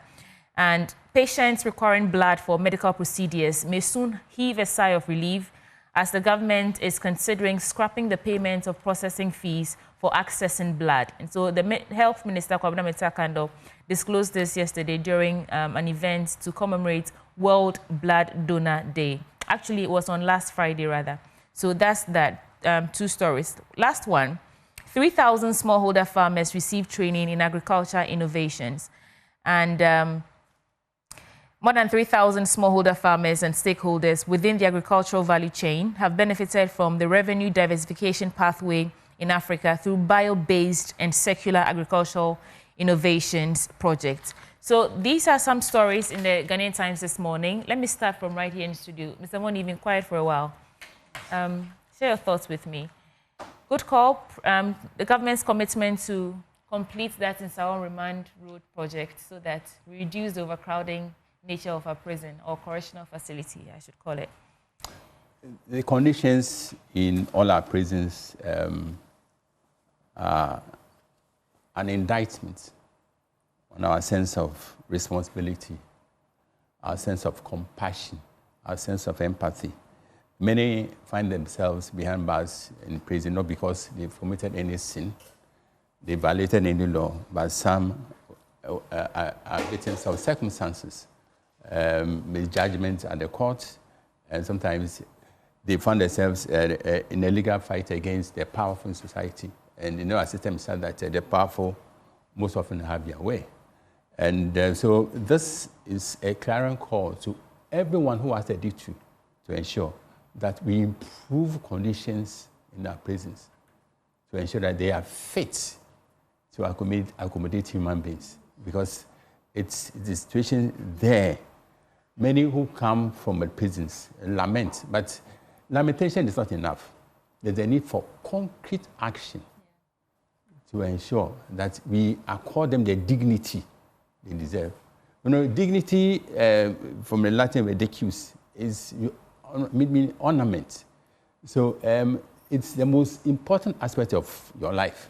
So if your dignity is dented, punctured, trampled upon, then you know you are being regarded as no human.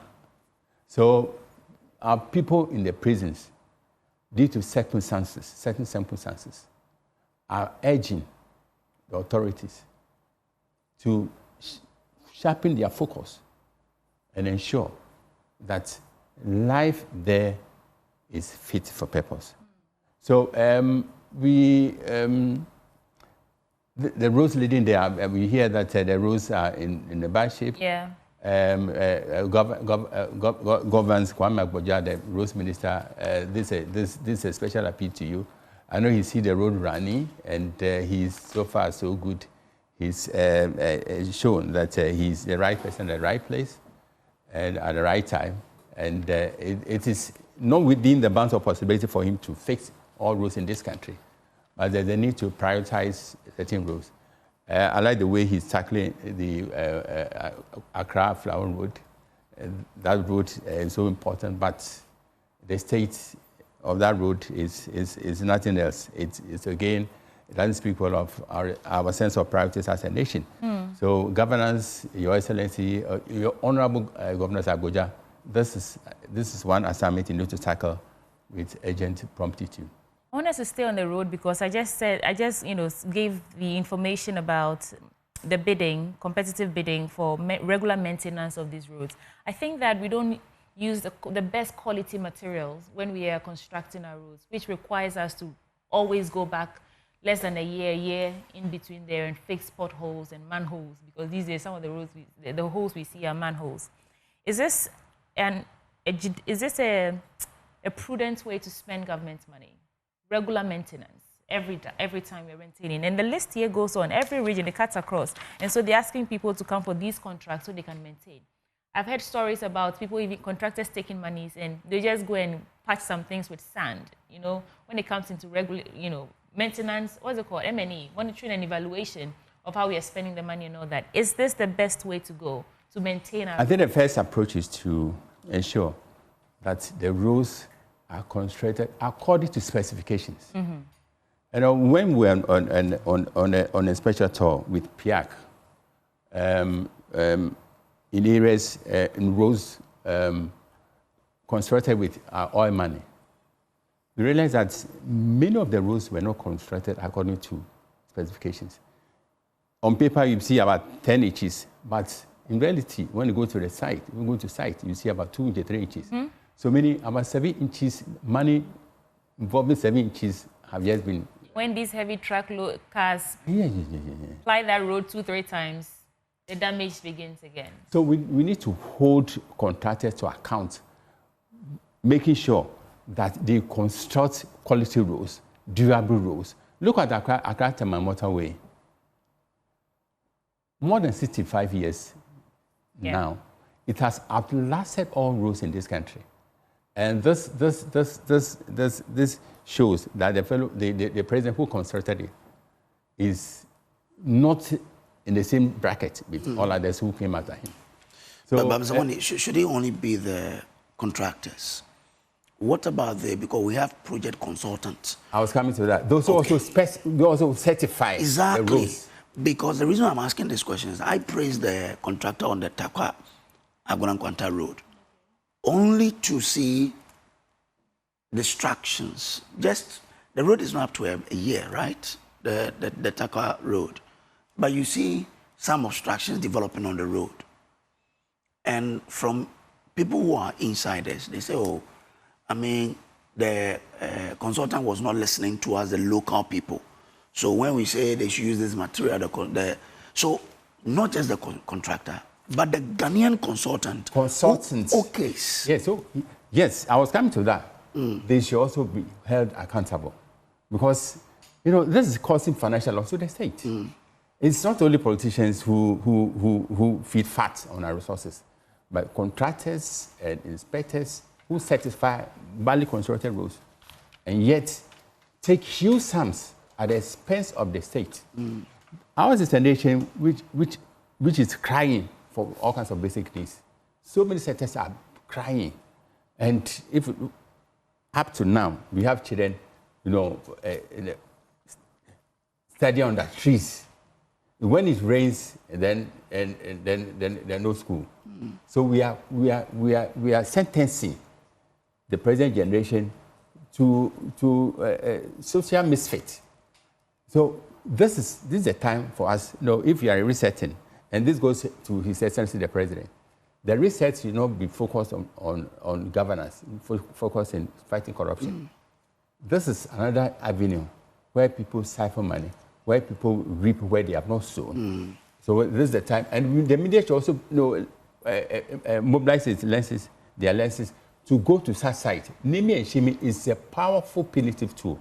So we should name and shame contractors, name and shame consultants who conspire to steal from the state. Yeah.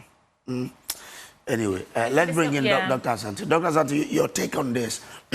How best we can put Ghana's meager resources to use in terms of road construction? We are not serious as a state. That is one, first one. Because why am I saying this? We have heard this story time and again. We give money for people to execute projects. Is there people who supervise? And okay, as my president said, what are those people doing? Meanwhile, they draw salary from government payroll. What is the point?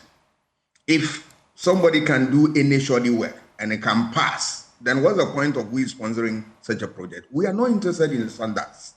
We are interested in what cutting corners, undermining our own future, and then creating problems for ourselves. I believe that if we want to do good job, we can do. But from where I sit and from look of things, I have no doubt in my mind that our people don't want to give us, durable roads that will stand the test of time.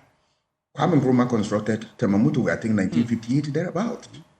But look, the road from, many roads in Ghana have deteriorated. And we still have what? Motorway solid. Even though that project was highly criticized, but today it has shamed all the critics and it has been the best, one of the best for this country. Why can't you emulate? We saw, growing up as a little boy, I saw Swedru contractors who constructed Accra Nsawam Road, super road. What has happened to this? We need to up our game and make sure that we build a society we can call our own. If we want to undermine our own society, we'll have our fingers bent. I'll move on to look at the issue of career magistrates. A good call from the judge, and I was happy when the Judicial Service or Judicial Council decided that they will get all non-lawyers out to create a judicial system or a court system that you have lawyers, representing the lower courts in this country. I was, it was very interesting to note that we have a few of them who exist in the system. They are in rural areas and all that. I am for the core, so that they will also go through the training, and then they also get the necessary professional qualification and academic qualification. Because for independence of the judiciary, there are a number of requirements, but one of such requirements is that you need what? Professional education and academic education. Once you are equipped with that, it gives you, as a judge, your independence that you need. And let me extend the conversation a little further. Yesterday, when I was listening to some of the interviews, I realized that we were, giving good treats, and I must commend members of parliament. On a good day, you can trust Afenyo Makan. That I can say for sure. Yesterday, he won my admiration. Yesterday, 3 days and all that. The questions, because you see, we have been criticizing them. So if they do a good job, we should also come out to say that, hey, you got it right. This issue of vetting and all that started from Athens and started with Solon when he introduced reforms into the system that gave birth to democracy. But one of the institutions he established was the Documasia. Documasia was a body of people who were going to vet people and then use them to represent the state at whatever level. And that is exactly, we saw the documentia, that is the vetting committee, doing stuff. Because the whole essence of their interview is that you have to find out whether people have some idea about the office they are going to occupy. And you saw that this time, no questions about, look, are you a lodge member? Or no question about where do you fellowship and the rest of them. But specific question relative to their work. And for me, I dove my heart for members of parliament yesterday. They made me proud. The chairman was also up to the task. Where there was digression, he was quick to bring them to book. And Afenyo Marken made my day, in addition to the rest of them. This is the democracy we want to build. Okay. And then I'll move on to this funding for agri-innovation. Agriculture should be the way forward to all our problems in this country.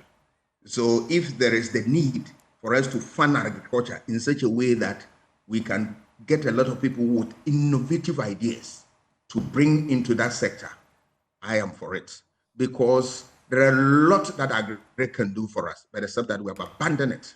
So I am with this government that it is putting a lot of focus on agriculture. Yes, I want them to tie this thing to what? Irrigation. And that brings me to what? The Pualugu Dam. We need that because it's a multi-purpose dam that will deal with spillage from Bagri, and that will also help us in what?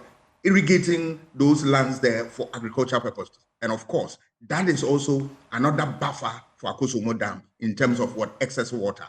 So we need that. Once we stay on this trajectory, I have no doubt in my mind that we will become the beacon of hope in the sub-region. I have no doubt in my mind. Thank you, Dr. Kwame Asah-Asante. Dr. Mohammed, it's your take now. I mean, on the issue of the roads, let's start there.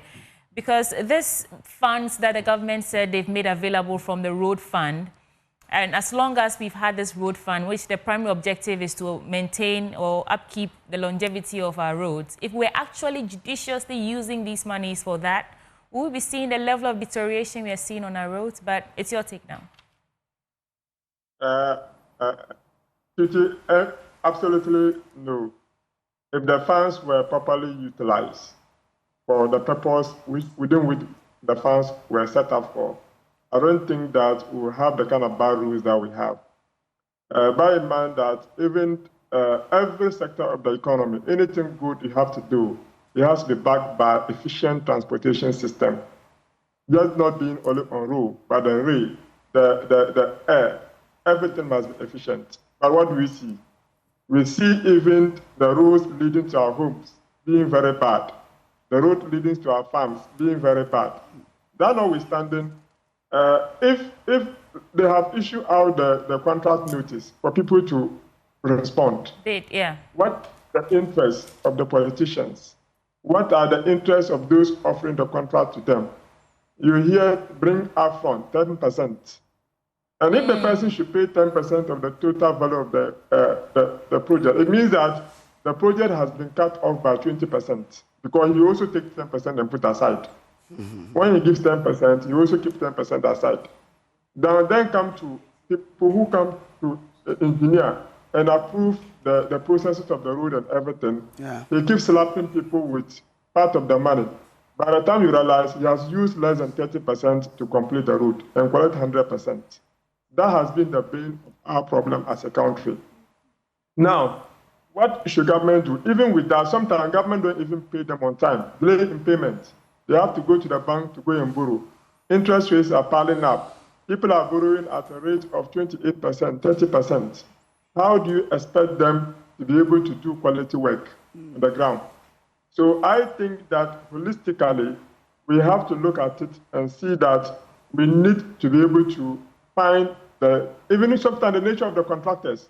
Sometimes they are party contractors. They are not people who are skilled contractors. They don't even have the civil engineering component of it. They don't even have proper financial engineering. They just do things anyhow. People go there, they dig gutters, and they say they have constructed a road. And also what is more even annoying is that they finish and they do a whole lot of speed ramps. The speed ramps are not even measured by the level of vehicles that we have. You see that a speed ramp is even higher than the nature of vehicles that people use. So have you surveyed the area to know the quality of vehicles people use? What kind of speed ramps are you supposed to put over there?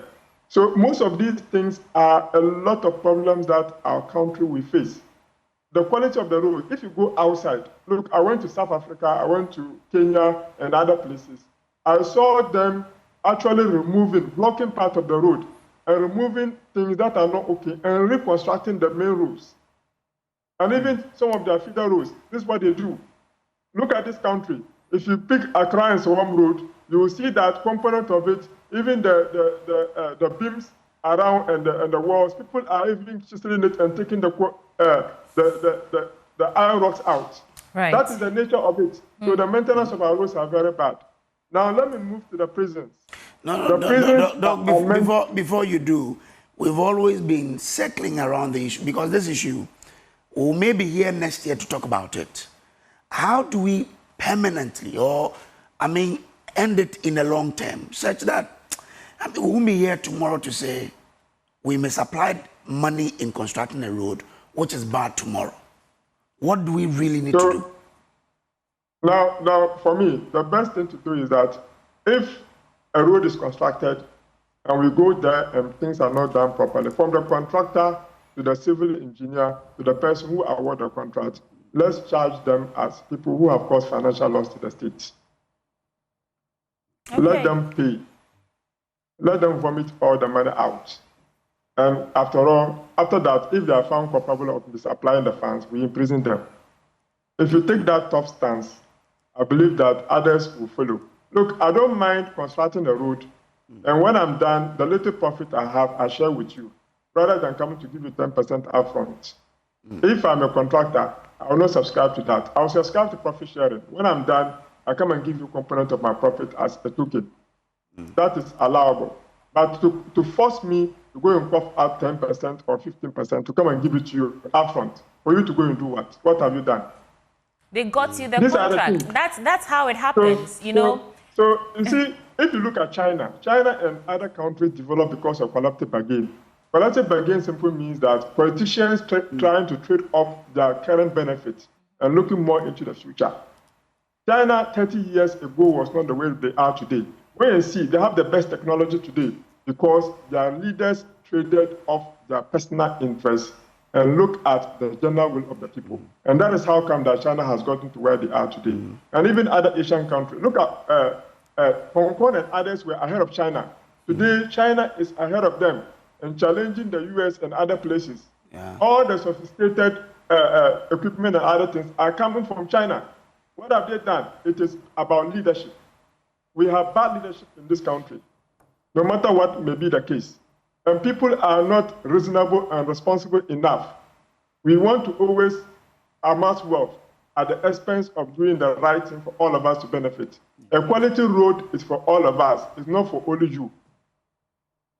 We can move on to your other reflections now. Time is running out. Now, the prisons are supposed to be reforms. But what do you see? People go there, they come back, they want to go back. Okay? They want to go back because maybe the marginal benefit of being out there is more suffering than if they're there and they're finding food to eat every day. Okay. But if you go there and you reform them very well, there is something called economics of crime. In economics of crime, people look at the benefit of... Forgive us, we'll come back to you. But let's bring in the General Secretary of the NPP, who is joining us on the phone, Lawyer Justin Kodua-Frimpong. Lawyer, grateful to you for joining us. We understand that you had the NEC meeting for your party yesterday, and there were some decisions that were taken. We would want to understand these decisions and the reasons why they were taken. For example, we know that you're saying your flag bearer election must be done earliest by the end of March 2026. Is that it? Well, thank you and good morning to your listeners. Yes, it is indeed true that yesterday it's not just NEC that met, it's NEC and National Council that met yesterday to deliberate on several issues before them. Yes, a committee led by or chaired by Lawyer Frank David, which is in charge of looking at the constitutional amendment of our chief came to submit their report to National Council. And they deliberated on several issues or several proposals that came before them. And as many as about 300 proposals were sent to their committee. And they took their time to summarize what the proposals entailed. And key among their discussion was the call for the party to hold presidential elections early. And one of the reasons, or some of the reasons that they gave, were that looking at where the party is at the moment and also monitoring the party's social media platform or several social media platforms, and even discussions on television stations among members of our party, and the acrimony and the rancor playing in various platforms. It is imperative that for the sake of party unity and cohesion, it is important that we hold our presidential primaries early so that all these noise and acrimony will either go down or will be eliminated. So that was one of the main reasons why they advocated that the proposals that they have received, many are of the view that we need to hold our presidential primaries early. Then again, they also refer it to National Council that per our constitutional provisions, it lies within the bosom of National Council to decide the date for our presidential primaries, and they will request National Council to take that decision. So after their submission, National Council went further to deliberate on the presidential primaries. Some made strong argument that we need to hold on with the timing for the presidential primaries. Others were also of the view that we need to hold the presidential primaries early. But at the end of the day, the majority of members of the National Council made that definite position that we need to hold the presidential primaries early, and went ahead to set January 31st, 2026 as the date for us to hold our presidential primaries. But for purposes of our discussion, I'll make reference to Article 13, 1 of our party's constitution, which I'll read, that the election of the party's presidential candidate shall be held not later than 24 months from the date of the national election.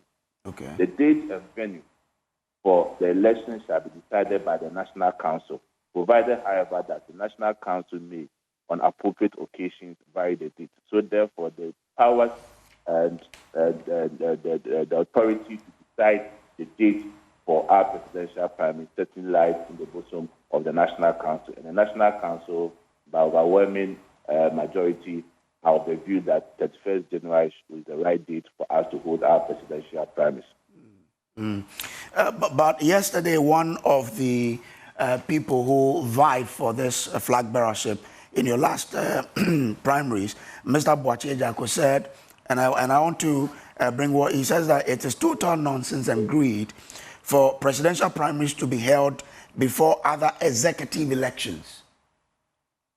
What's your response? I find that statement as very unfortunate, and just a sentimental statement that he has made.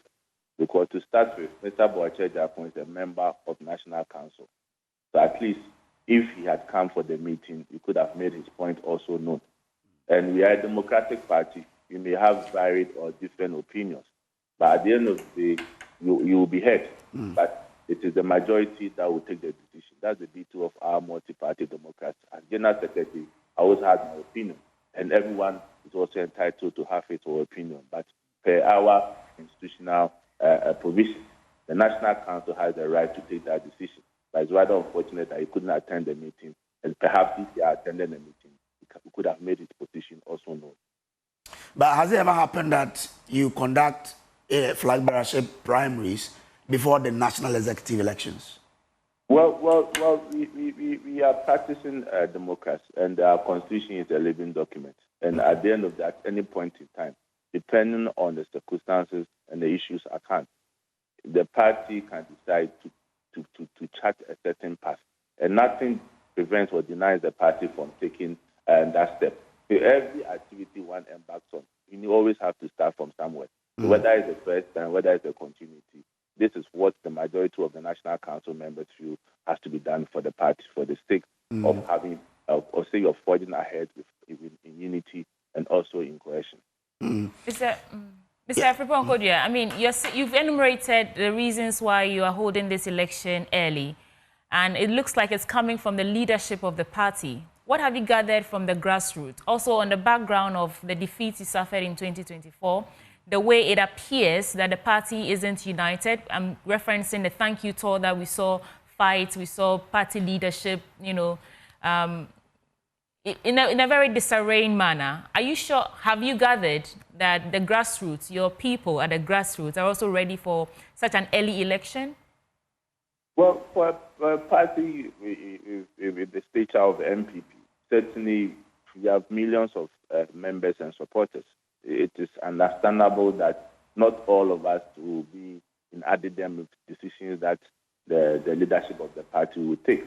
But as it stands now, we are the current crop of leadership that we have. And at the end of the day, per our constitutional dictates, we have reps from every region and who comes to National Council, and per the discussion that transpired, the majority of the view that this is what has to happen, because looking at the acrimony and the rancor within the various structures of our party, if the presidential primaries are conducted early, it will be able for us to have enough time to do reconciliation and to unite the party for the elections in 2028. And as we indicated, we went to the elections, and the manner in which the party suffered means that there has to be a drastic and radical changes in our approach going to the 2028 election. And the National Council feels that this is the best approach for us to take. How are you managing people skewing or the perception of people influencing members of your party to, lean a certain way, which is bringing some sort of confusion or conflict among members and leadership of the party? How are you going to manage that? Well, I've always been making this point that as General Secretary of the party, I always side with the Constitution. Whatever action or whatever decision or step that anyone has to take, if you are on the side of the Constitution or the Constitution supports you, then so be it. So at the end of the day, let us all be guided by the Constitution of the New Patriotic Party. If people are embarked on our activities or thoughts which is an affront to our Constitution, then that would be a discussion for us to have. But so far as I'm aware and so far as I'm concerned, I would follow the directive and dictates of our Constitution. And in body politics, certainly there are always decisions, there are always mistructs, and all this comes into play. But at the end of the day, as leadership, it's us to remain neutral and firm to make sure that what the Constitution says is what we are going to apply. What about your delegate system? What decision was taken on that? Because earlier there were proposals of expanding the system. Yeah, so all these issues also came up at the National Council meeting. And with respect to the expansion, there are proposals that have been sent. And National Council did not have the authority to decide to either accept those proposals or not. But that does not lie in the bottom of National Council. So whatever proposals that has been sent to the amendment committee, they have given it to the party, and by close of day today, we will circulate those amendments for the party leadership and also executives to have a view of what the proposals are so that they can prepare themselves for the July Congress. So the circulation will be done today, and whatever proposal that has been given with respect to the expansion, whether it's a limited expansion, whether it's a one-man, one-vote, all these proposals will be made known to the stakeholders of the party. So do I get it that these decisions you took here yesterday are not final? Well, with respect to the constitutional provisions of our party, as I indicated under Article 13(1), the decision to hold presidential primaries, the date, the venue, lies within the bosom of National Council. Okay. So it's National Council that can vary its own decision again, unless the superior body, like the National Delegate Conference, comes in to amend the decision of the National Council. In this 9th Parliament, there's one constituency that still have no representation. I'm talking about the Ablekuma North constituency. While you're heading into the elections, what is your strategy to resolve that stalemate there?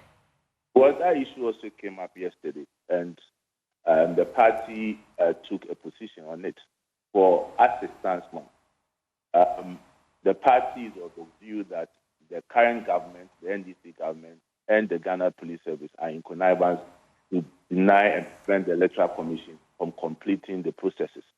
The reason why is that the party wrote a letter to the Electoral Commission to inquire from the Electoral Commission why, up to date, we have not been able to complete the collation of Ablekuma North. And at the same time, wrote a letter to the Ghana Police Service to also respond to why they have not been able to provide security for the Electoral Commission to complete the process. From the response from the Ghana Police Service first, what they said is that they have received a petition or complaint from the NDC that there's a case pending before the Supreme Court. And if they make any attempt to provide security for the Electoral Commission, they will be in contempt of the court. And that they have referred the NDC petition to Attorney General for advice. 2, the response from the Electoral Commission says that for them, they have done all the collation of the polling stations except for 3 polling stations. And they have had several engagements with the Ghana Police Service. And in that meeting, the Ghana Police Service raised the issue of a pending suit at the Supreme Court, which the Electoral Commission also denied, that there's no pending suit at the Supreme Court to prevent the Ghana Police Service for coming in to provide security. And we in the NPP, we also are aware that there's no pending suit at the Supreme Court to prevent the Ghana Police Service from coming to provide security for the Electoral Commission to do its work. So definitely, it's a clear machination. It's a deliberate attempt by the government and the Ghana Police to deny the Electoral Commission from completing the collation of the 3 polling stations, because they know that the NDC had lost the elections at Ablekuma North. But if indeed the NDC had won Ablekuma North elections, they would have sped up the process by encouraging the Ghana Police Service to provide security for the Electoral Commission to complete the collation. All right. But General, we're grateful to you for speaking to us this morning. So that's Justin Kodwa Frimpong. He is the General Secretary of the New Patriotic Party. Well, let's come into the studio and continue. Ghanaians love their politics, so when it comes up like that, we need to get into it and get all the details. But I'm done with my papers. No, actually, we were with Dr. Mohammed. Okay. He was talking about Dr. Mohammed. Our apologies, we cut you short there. I believe we were discussing something on the road still. Or had we moved on from there? He had moved to do Okay, another. Please, your take now. Yeah, so I was on the prison service. The point I was making was that, it's supposed to be a reformist kind of stuff. But at the end of the day, when people go there and they come out, some people will want to go back. Then I was making a point that they look at the marginal benefit of being in the prison as compared to being on the streets. So if they realize that in the prison, they were getting 3 square meals to eat, and when they come to the street, they are not getting, they will commit another crime to go there. But I think that we should have a reform that is able to give them the best training, maybe a skilled training. So the National Apprenticeship Program, it should not just be for people who are free. We have to take an arm of it to the prisons so that we can set up a skill for people in the prison. They can also benefit. When they come out and he can do medicine, he can do carpentry work, he can do proper plumbing work and all of that. I don't think that some of them will go into the crimes that they commit. Okay. But mind you, a criminal is always a criminal. Even in the space of that job, they will sometimes commit a crime. But the reform should also be that they reform them in terms of their religious obligations and other related things, so that when they come out as complete human beings, and they will be in a better position to solve the problems that they have in society. Okay. Now, the last thing I want to comment on is going to be the blood processing fee being scrapped at the hospitals. I think that this is a good call for our health. A lot of people go to the hospital, especially sometimes when women have to deliver. They need blood to be able to do so. So I believe that we are gradually solving the problem of many of our mothers who keep increasing our population and who keep sustaining God creation. So I do hope that this is going to be a good call, and this is going to help strengthen the health sector, because health and the quality of humans are important for national growth and economic development. You cannot develop any country without the quality of health of the people. So that quality is very important. And quality blood is important for our health. Without blood, we cannot live. Kojo, there was the visuals we saw. If that's how our prisoners are treated, then the danger of overcrowding prisons is not just on them. You know, it's also to the prison officers, because this heat can get to your head. You can decide to just take something and hit somebody. If this is really how we treat and pack our prisoners in prisons, then I think we should escalate these calls we are making for prison reforms. Can you look at that? Yeah, I see it. Well, but Doug wanted to make a point earlier on yeah. NPP, I'm compared to Sprinkle. Yeah. Okay. A standards of commendation on the leadership of NPP. Okay. For choosing to go to Congress early. Before then, we were lingering doubts about the ability of the party leadership to contain the acrimonious comments, acidic allegations, combustible rhetoric and all that. But they've responded to the situation at the right time to ensure the party is on course to contest election 2028. So Okay. Justin Kudia and others, God bless you for doing the right thing at the right time and putting the party on the right track. Okay. Readiness for election 2028. You want to make a point on the prisons? I've already said it, and best Yeah, repeating you did. that Okay. we need to sharpen our focus on the prison. All Any right. more papers? I'm done. I think the news center is EcoBank invest $24 million in short project, create 3,000 jobs. ECG East, Accra East, ECG to recover 200 million cedis debts. 1,267 killed in 5 months. That's through road accident. And listen to this. Motorcycles alone killed 582 people. That's 45.9% of the total. So we need to watch out. On Still tied to our roads. Sweetie, on ECG, let me make a special appeal to the authorities. As you speak, the only state-owned broadcasting station GBC. Off air. GBC radio, GBC television is off air. Hey. Yesterday, ECG officials went there to cut off their power supply. They owe about 15 million, a little over 15 million, and 10 million out of that to ECG proper, and about 4-5 million of that to Netco. But who has to pay for GBC? Was making that appeal for tax waivers, and they should get some clemency on their debt. So I mean, so that bullet had their names etched on it. So this is our state property. Well, so millions are being deprived. Once we agree that it's our state property, they charge for services rendered, don't they? GBC charge, but GBC doesn't break even. So how do they utilize those monies they get from their services? To meet operational costs. Because their day-to-day is not covered by government. But isn't the operational cost, isn't the electricity cost part of the operational cost? It is, but yet, if you go to GBC now, so many allowances have been cancelled. Basic necessities cannot be provided because, the media environment is such that, how many media institutions break even now? It's a hairy situation. But Mr. Oni, I get it that we need to protect the state broadcaster. Yeah. But if, as you say, they get revenue, and that revenue is meant for the day-to-day running of the organization. You need to match the revenue they spin against what they spent. Yes. There's a huge hole. There's a mismatch. The volume of electricity that is GBC consumes.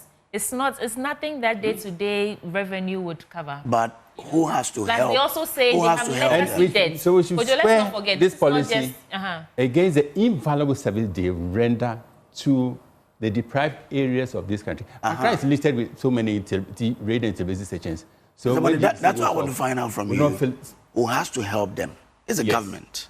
Yes. Government has to. Government has to help. So, for example, this debt, should it be taken over by government? Is it something government has to take I think they can reach an amicable agreement with SCG. Is it government's responsibility? I think certain ministries should step in now. Honorable Phyllis Kwachofosu, the ball is in your courts.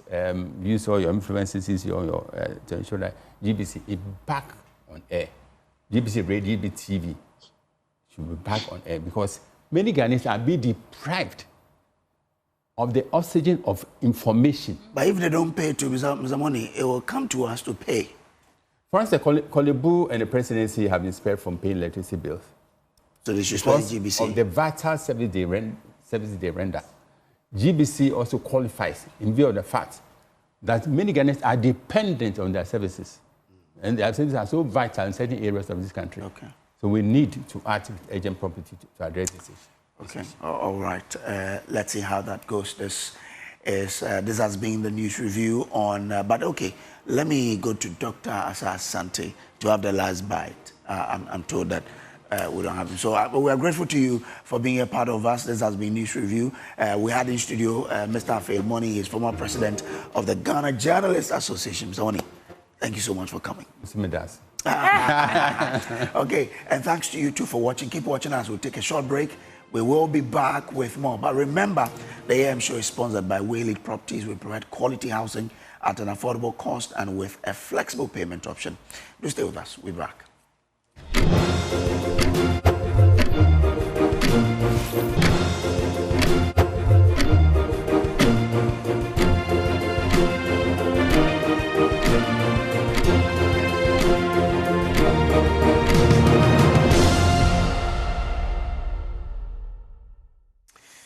Welcome back. The AM show is sponsored by Waylead Properties, and Waylead says they provide quality housing at affordable cost and with flexible payment option as well. And let's do our big story today. And Supreme Court Judge nominee Justice Philip Bright-Mensah is calling for a significant increase in the number of judges at the Supreme Court, arguing that 20 is most appropriate to effectively function because of the workload. Also, on the big stories today, NPP sets the stage to elect presidential candidate in January 2026 following a decision taken at the National Executive Committee. What does this new arrangement mean for the party going forward? We hear from our panel on these issues. Joining us, we have Dr. Richard Amwako-Ba. He is a political scientist. Dr. Kwabena Arthur Kennedy is a political activist and a medical doctor. Lawyer Martin Pebu is a legal practitioner, and Dr. John Osai Kwapong is a CDD fellow. Thanks very much for joining us here. Let's start with the legal, system and bringing Martin Pebu. Martin, the Chief Justice, the Supreme Court judge nominee, is proposing that the Supreme Court should have at least 20 judges. And if you listen to him, he makes an argument about the workload at the Supreme Court. And he says in the 2020-2023 season, if you look at a report by the Chief Justice, there were over 700 cases that could not be resolved because of the lack of judges. What do you think of this proposal, looking at where we are now, the legal system, and where we want to be? Okay, yes, Kojo, the point is that, yes, that's one opinion. It's not new. There are some adherents of that opinion that we should cap it at 20. But where I come from is that we need to have a national debate first. Okay. So what Justice Mensah has stated, yes, it's his opinion. It deserves consideration. But the reason we must have a national debate first is that it's been accepted that it is the convention in Ghana, and often you hear the convention is the law, that we have 15 justices of the Supreme Court. 15, right? Yes, some say it's 14 plus the Chief Justice 15, right? Yeah. Good. Some to have given it an interpretation that is 16, but I think it's 15. The 14 plus Chief Justice, you get 15. And it's been accepted. This case went to the African peer review mechanism when President Kufuor was president. You know, at that time, for the Chachuchikata case, when it came to review, you know, Kufuor had to appoint additional justices, and then it was said that he was part. Okay. Then we agreed that, look, conventional, that is our number, 15. So if we are going to move beyond that number, let's have a debate. Let's have a debate first. Let all the people weigh in, especially lay people. Let's see how in the debate we'll agree to deploy technology to help reduce the load, etc. It is not a debate that can, or a decision that should be left with only the president and the Supreme Court justices. No, it's become very clear that we are saying it must be a national debate where we'll discuss it thoroughly and where a lot of people will be given opportunity to weigh in with their opinions. Then when we are done, the number we settle on, we go with it. Because, Kojo Brace, the reason I'm saying this is that you remember a few months ago, the matter of, hello, can you hear me? Yes, yes, loud and clear. Okay, good. A few months ago, you know, when Akufo-Addo was president, there was this, there were the additional nominations. Let me call them, the letter from the Chief Justice, asking, the presidents to make nominations to the Supreme Court. If you wrong, we had that national debate on our own, how people were very upset about what President Akufo-Addo was doing, etc. So at the end of it, it became clear that we don't agree that the president and the Chief Justice alone should meet and decide the number. No, we are debating this case. Didn't start today. You'll find Professor H. Kwesi Prempeh brought out research that even the time of Adam Smith, the famous economist, he also had something today to say about the justice system. And Adam Smith said, look, matters of appointing judges, etc., citizens should be allowed to also weigh in, to also express their opinion. So, Kojo, the upshot of what I'm saying is that because from President Kufuor's time, when we presented the African peer review this report, which our peers looked at and criticized Ghana severely for not sticking with the convention and thereby increasing the number beyond that, look, our convention is 15. So if you want to break the 15, involve the ordinary people as well. It's a democracy. It's a democracy. It's not an oligarchy. It's not a government by a few wise people. No. Let the ordinary people. I'm not saying that I'm necessarily tied to any number. I'm just advocating that let's open the debate. Then at the end of it, the collective wisdom. Remember too that we say that democracy is wisdom of the crowd. Democracy is wisdom of the crowd. So open it. Even if you like 20, go to the debate. Maybe many people agree with the 20. And then the rest of us will go along with it. What we are just saying is not on, is for an oligarchy, a few people to sit down and decide it. That one, no, it will bring us problems. So what I said when this matter came up last year, it's the same thing I'm saying today. Of course, there's not time to go over all the arguments. There isn't time. So, but if you read, you see that last year, when the Chief Justice Tokonu's letter came up, we had a robust debate, and we said no, we didn't agree. She shouldn't have done that. She shouldn't have sent that letter to Akufo-Addo. It cannot be a conversation between the Chief Justice and Akufo-Addo alone. It must be a national debate, etc. All right. Mr. Kwebu, hold for me. Let's listen to exactly what Justice Philip Mensah Bright said, and then we'll come back and continue the conversation. minimum number that I will recommend for appointment to the Supreme Court. Given the nature of the work they do, they are related with so many cases. Therefore, I think I would suggest 20 as judges that should go to the Supreme Court, because as a matter of rule of procedure, and it is also even backed by the Constitution, when the Supreme Court sits in an ordinary case, the panel is 5. The President will sit together with 4 other Supreme Court justices. If there is the chance to have the matter reviewed, 2 more justices will be added to it. So even in ordinary cases, you will see that in each case there are 5 judges who will handle the case. So if you say that judges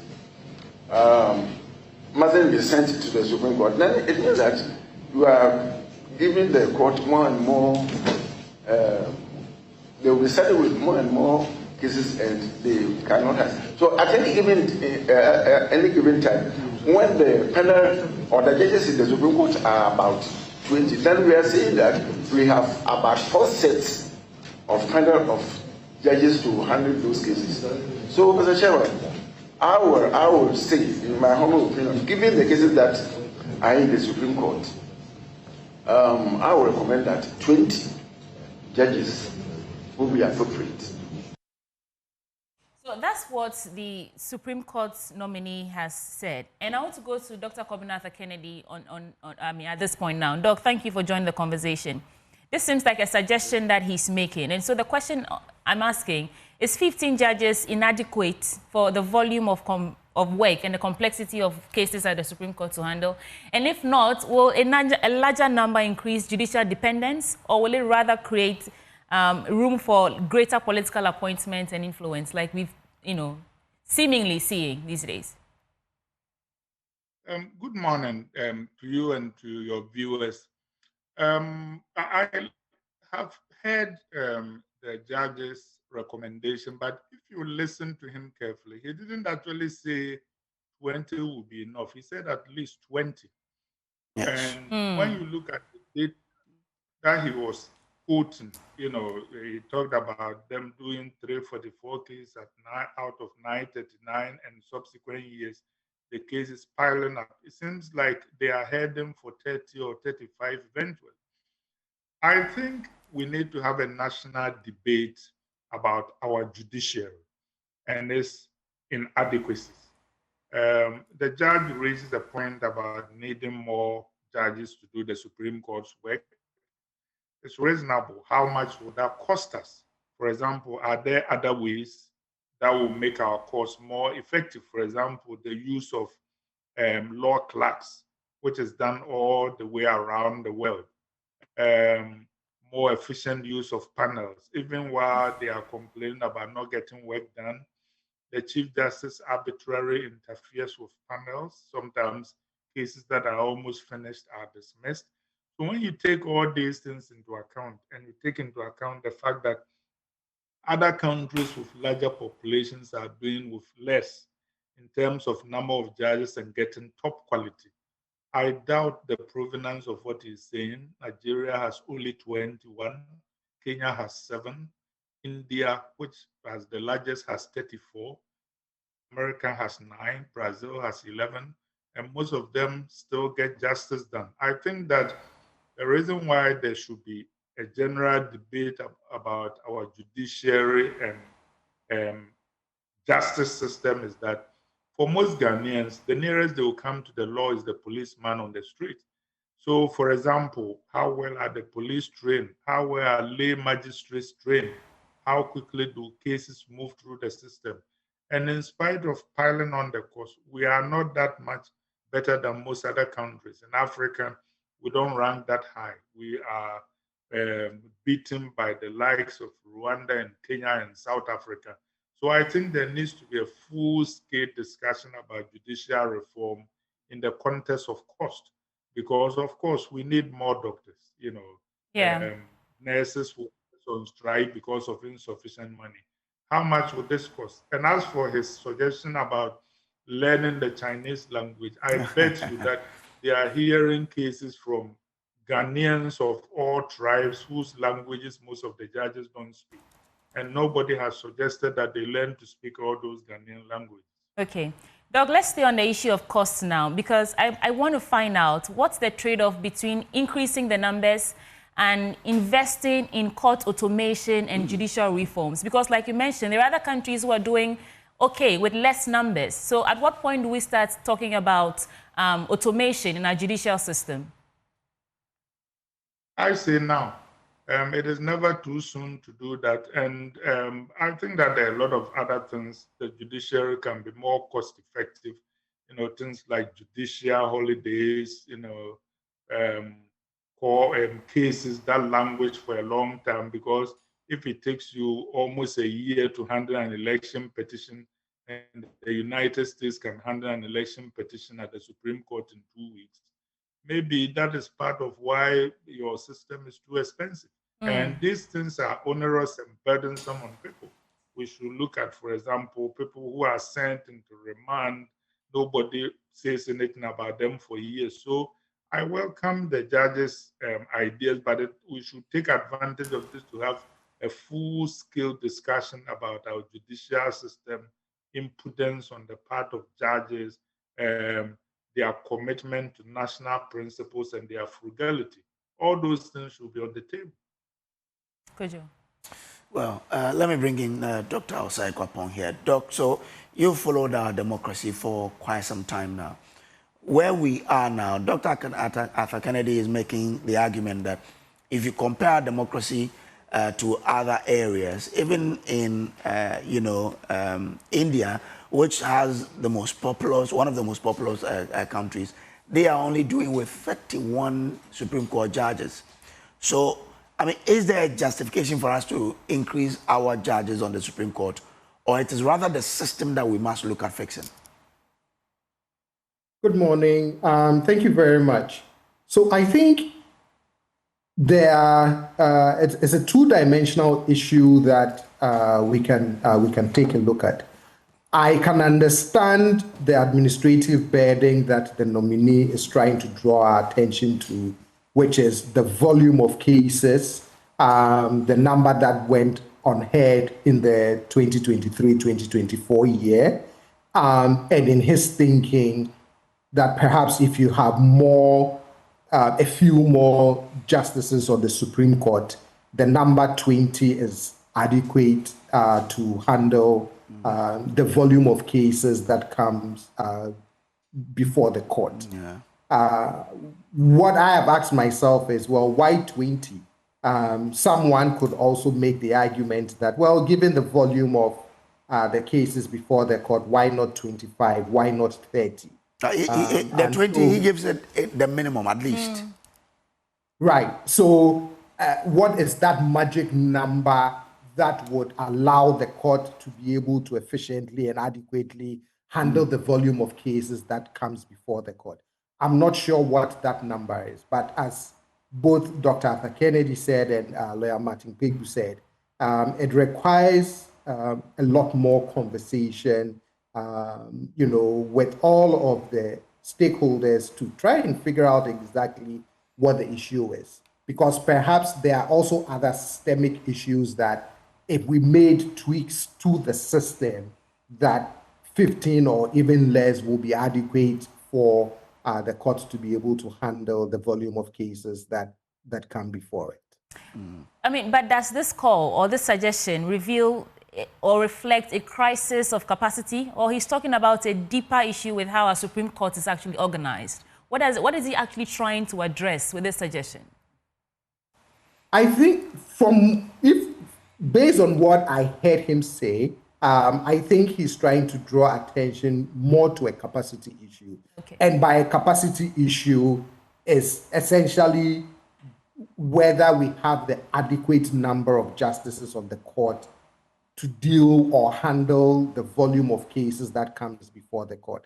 And he's looking at all the number of unheard cases, And he's thinking, well, maybe if we had a few more hands, we should be able to deal with all of the cases. So I think he's looking at it more from a capacity issue in terms of numbers to handle the volume of cases before the courts. But Lawyer Martin Pebo, let's bring you in again. Now, if you look at the numbers, the Supreme Court was able to do just 334 cases out of 939 pending cases in 2022, 2023. In 2021, 2022, they did they left a backlog of 414 cases. I hear Dr. Arthur Kennedy talk about automation. You are a lawyer and you know what our system is like. What should be the focus of this automation just to help us clear this backlog to then say, well, it's probably not a matter of numbers, but an efficient system that can help us deal with cases as they come? Okay, yeah, so, Kojo Bray, it's not just about automation. There is a bigger problem than automation. Okay. You see, that one of the main problems that the cases that we don't have, what do you call a higher number of cases being dealt with, is what we call the process serving system. So when a case goes to the Supreme Court, the people, that there are some officers who have to go hand over whatever has been filed to the lawyers and the parties. So let's say Kojo Brace, you've sued Suchi Abochi, right? Now, in terms of the officer who will go and present the court document to Suchi Abochi, there are not enough of them. So a lot of the time, you dress up, go to court, and the officer will say, oh, I've not been able to contact Suchi Abochi. Come and take me to Suchi Abochi's house, etc. And you know, Ghana, where we have a huge problem with the address system, there you see that it's a big challenge, right? So the problems are many, but this particular one, in terms of delivering the documents, it's really, really horrible. It's horrible. I mean, I don't even know what's the strongest, if there's any stronger word than horrible. It's as if we don't even know what we are doing. It's terrible. So to go find Suchi Abochi, it can be 1 year. You see Suchi Abochi walking around here, but to go find her and serve her, it's a challenge. It's such a huge one. So we will need to do reforms where we will employ a lot more process servers. And if we're employing them, I'm not in favor. I'm in favor of the system where we will deregulate and allow more players to come into the system. Ghana Post will participate, other private companies will participate, so that at every point there are a lot of what we call the process servers. They are simple names. You hear bailiffs. Yeah. Because the current system, with that shortage, look, you have to tip the bailiff, and if it's still... It sounds like you're saying the system is overly centralized. So should we be looking at creating specialized appellate courts rather to help ease the pressure instead of increasing the number of judges at the Supreme Court? Well, we can look at that too, but to make the point again, what I'm saying is that the administrative support before the case is heard is quite a challenge. And one of those administrative support systems, I'm talking about the bailiffs, getting bailiffs to serve, is terrible. It doesn't work well, right? So you dress up and go, and the documents have not been served on the other lawyer, so he's not coming. Look, you can have a case hang on for like 2 years or more because they are still having challenges with serving. So what you're saying in terms of having more specialized courts, yes, more may help, but I'm looking at how we can make the system here more efficient. Just as the doctor mentioned the automation. Yes, automation is also great, but I was just adding on that the bailiffs, we don't have enough bailiffs. We shouldn't continue to use 4 or 5 bailiffs for the whole Supreme Court, right? We should deregulate so that more actors will come in, so that the moment you file, when there's competition, so right now there isn't competition. No, it's been given to a few people and it's a monopoly and it's terribly bad. It affects the work of the Supreme Court. And so I'm saying that let's look at it as one of the key areas that we can bring in more people to increase efficiency. Okay. Whilst we also tackle the automation, which is also quite a serious problem. Okay. And many other issues, right, in terms of timelines on when the cases will be heard. Right now, there are no timelines, so you can have one case pending for 3 years, another case can come today, and in 6 months, that one will be dealt with, maybe because it is politically sensitive, etc. So we will need more rules. The Supreme Court will certainly need more rules to streamline the work. Interesting.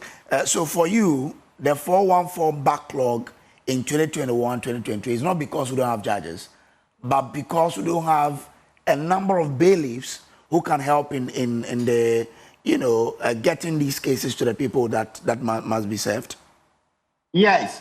And then if we are opening the gate for us to talk about all the other reforms needed, then also another one is the, the assistants to the judges. There's a name for them. So each judge is supposed to have lawyers to assist.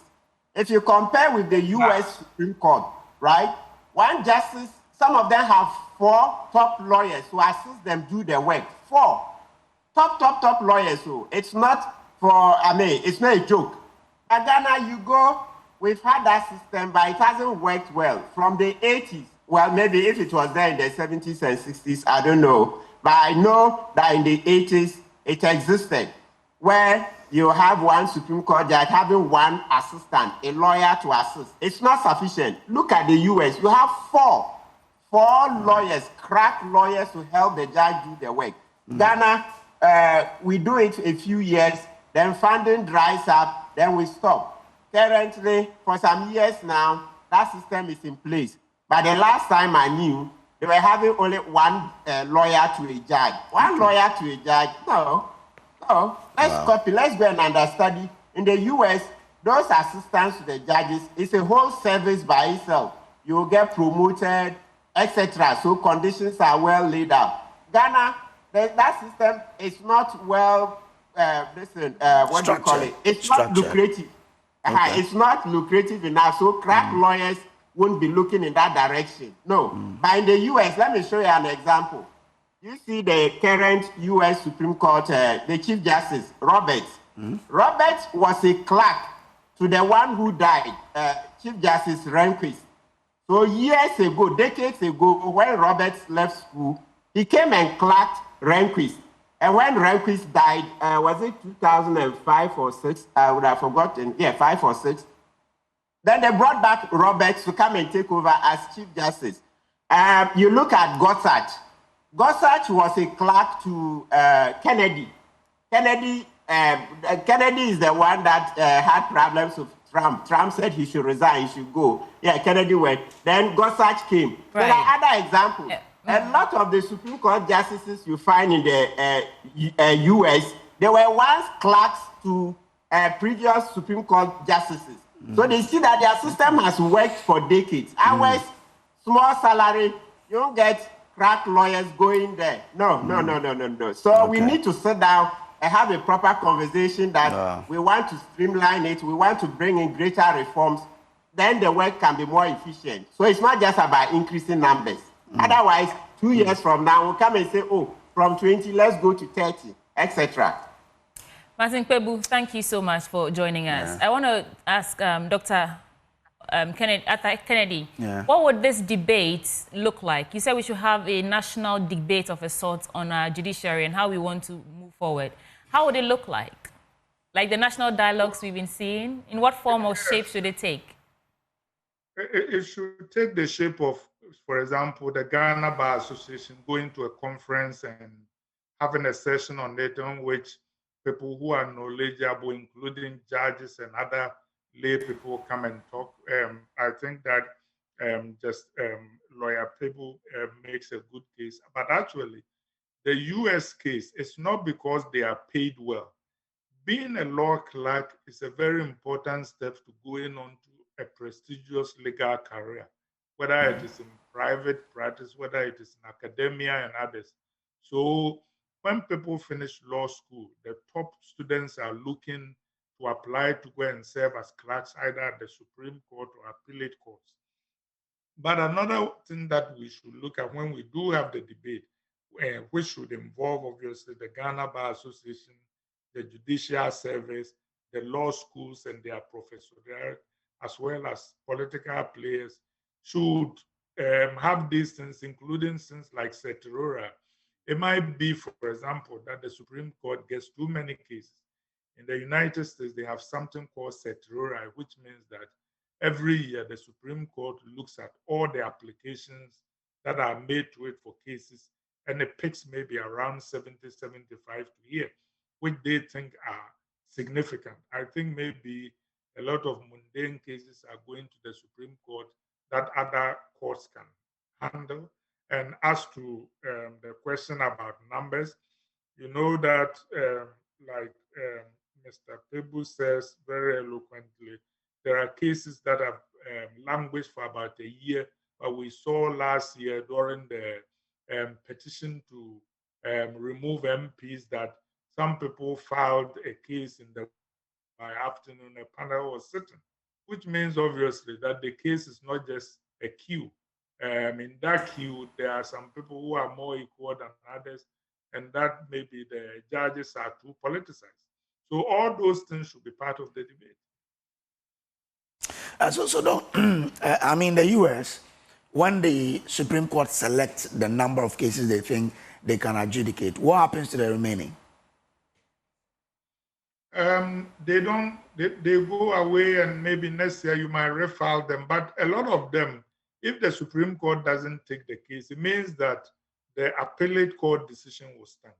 Okay. You know, if even they take it and the Supreme Court splits, recently there was a case where one judge recused herself. The remaining 8 split 4-4. So the appellate court's ruling became the law. But that is a very important process of controlling the number of cases that go to the Supreme Court. And we call that granting cert or certiorari. And these appeals to the Supreme Court can come from everybody. Indeed, there has been a case where a lay prisoner wrote an appeal to the Supreme Court, and while he was in the prison, the Supreme Court took the case. You know, so they look at what they think are foundational. They go to constitutional issues, so they are law issues. For example, if you go to places like California where the courts are more liberal, they will rule one way. If you go to Virginia, they will rule another way. So if you have a similar case in which different appellate courts have ruled different ways, it's one of those that they should take. Okay. If you have one foundational, like affirmative action, Brown versus Board of Education, they will take something like that. And then recently, in the last 2 years, for example, something like Chevron's case, in which the administrative case came in. Then you have things like the COVID vaccine. So even though they pick case at the beginning of the year, when during the year things of moment or significant impact comes, like since Trump came, they've been taking a lot of unusual cases involving immigration and citizenship and the right of the federal government, for example, to federalize the National Guard, stuff like that.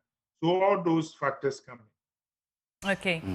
Doc, please hold for us. Let me engage Dr. John Osai-Kwapong on this matter finally, and then we'll move on to the NPP's election date. So, Dr. Osai-Kwapong, we know what the Constitution says about the judges at the Supreme Court, although there's a Constitution review underway. Are these proposed changes, these suggestions, within legal bounds? Yeah, I mean,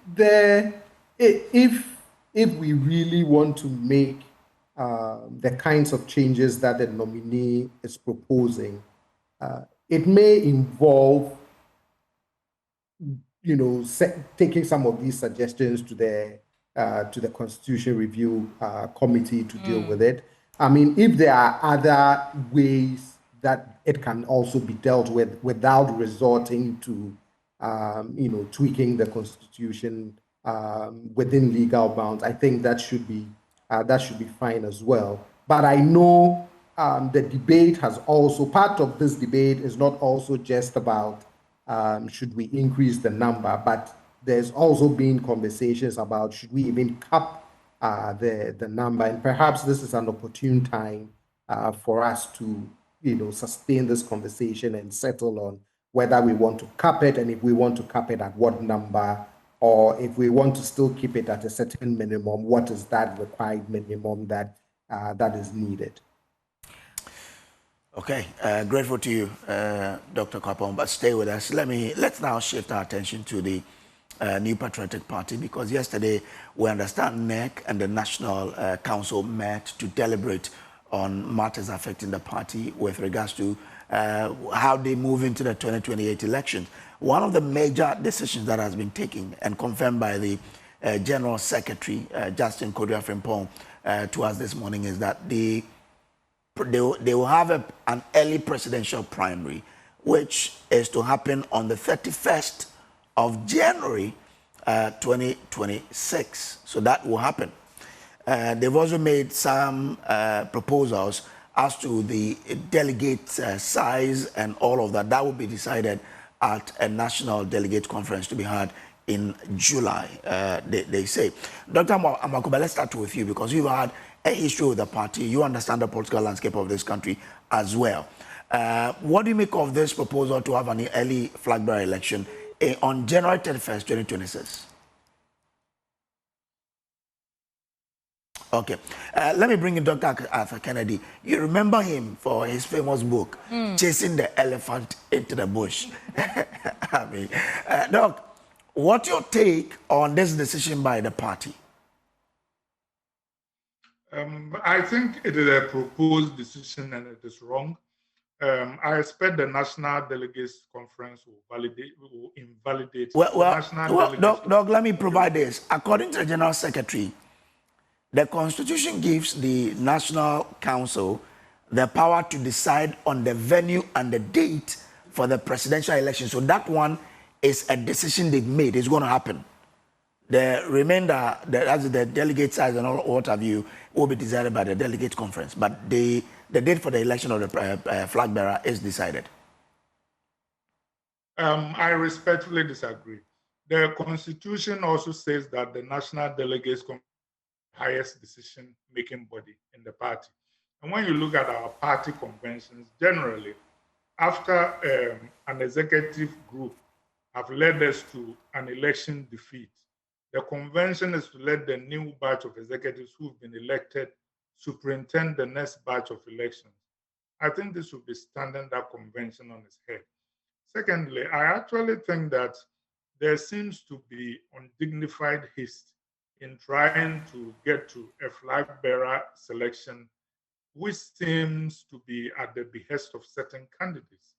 I think that following the defeat that we suffered at the last election, it behooves all of us to take a breather, do some reforms, and then go forward before we pick another flag bearer, because we'll be putting the flag bearer on a destroyed foundation.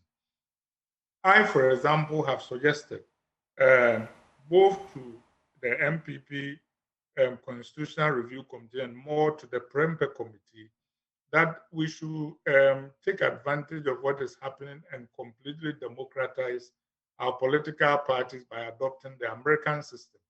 In the American system, every voter declares which he or she supports. And once you declare that support, which does not require you to pay dues, you are entitled to vote in that party's primary. So the Ghanaian equivalent will be that if, for example, the Electoral Commission gives us a month, everybody who is registered will declare to the Electoral Commission which party they belong to. And then the parties should organize parliamentary and presidential primaries in which those people who declare support will be entitled to vote. It will mean that we'll move away from the unhealthy practice of people hiding voters' registers under their beds and in their bedrooms and bringing it out at midnight to select their voters. All what is happening is that there are people who are afraid of giving the franchise to people and they want to select their own voters. I think this thing I'm talking about will completely empower ordinary delegates. It will mean that, for example, if you go to an MPP presidential primary, all these MPP members you see around Bantuma and Menchia can vote because they declare that they support NPP. So this bogus idea of Wale should bring 10 delegates and Bantuma should bring 10 delegates, which is a farce, will give way to practical, real people being given the opportunity to vote. So your proposal is more of the one member, one vote policy, as some people have been proposing. Yeah. Okay. Okay, let's bring that one member shouldn't even be screened. That one member shouldn't even be screened by party groups. We are all Ghanaians who are entitled to vote. So if you are entitled to vote, you are entitled to say, I am an NDC member. So this NDC primary, I'm going to vote. If you are MPP, this MPP primary, I'm entitled to vote. And it has nothing to do with your ability to pay dues. We found out that those dues are paid by big party people who hope to control those on whose behalf they paid the dues. Okay. So, I mean, Dr. Kennedy, as at now, this is what we have. Until that delegates conference invalidates this decision, we are going with the January 2026 timeline. And so let me bring in Dr. Richard Amwakoba. He's a political scientist. Doc, this January 2026 timeline that the NPP has set for their presidential primaries, does it allow enough time for party unity and campaign building? Because we've seen so many incidents where it appears the party doesn't have a united front. Does this timeline allow for them to rebuild? So, what you said is very correct. After you face such a colossal defeat, you can't rush back to election. Your voice is muffled, and I don't want to lose a word of what you're saying. So try again. Okay. I said it's not a good idea. Because when you go through such a colossal defeat, you have to do house cleaning before you go back in. The same people who were in charge of the party in 2024, before 2024, from the time Anat came, are the same ones taking the party back to competition. You're about to. How do you extend a coach, spelling coach World Cup package? No, you're about to. If we were doing it properly, all the president executives will resign. Bring in new. If they do things different, you bring in new face. Are they the only one? This is the only one. In effect, it means these ones who are in charge, they will still want to be there. That's why they're holding Doc, perhaps let's reconnect with you because we are losing the chunk of everything you're saying. The connection is not clear. Let me, while we try and, please, let's try one more time. Let's try one more time. Well, what I'm saying is that it's not a good idea. Can you hear me now? Yes. Yes. It's not a good idea for NPP to go to elections this early after they failed miserably. You see, because the same people who are there now are the ones who took the party to the last election, and they failed miserably. So why should they be the ones who supervise this one too? The same result will happen. And so, this is very, very simple. It's a method of entrenching yourself, you see. And exactly what I'm saying is gaining ground. More people are saying it. And so they want to do it quickly. They are the ones in charge. They will fail. They will fail close. You have to put things different. Bring in new people with new ideas. You understand? But you want to do it quickly so that you entrench yourself. You remain there. You will fail again. That's what's going to happen. And when they start, this is easy to see. I don't see why they don't see. This is very easy to see. But Dr. Makoba, is what you're saying grounded in the party's constitution, or that is how you feel from convention? When you fail this colossally, everything is fair game. You can change the constitution. The NPP was changing the constitution to fit what another wanted. Just like that. They go to so-called meeting, they vote on the issue, they pass it, and immediately implement it. How is that possible? They were doing that. So now you know better that you can't do constitutional changes that way. Is that what you're saying? So this is not something new. They can do it properly. And rightly, and people will agree, this is how it should be. If you are the one in charge that will fail this badly, you should not be the same person in charge second time around, because we will fail badly again.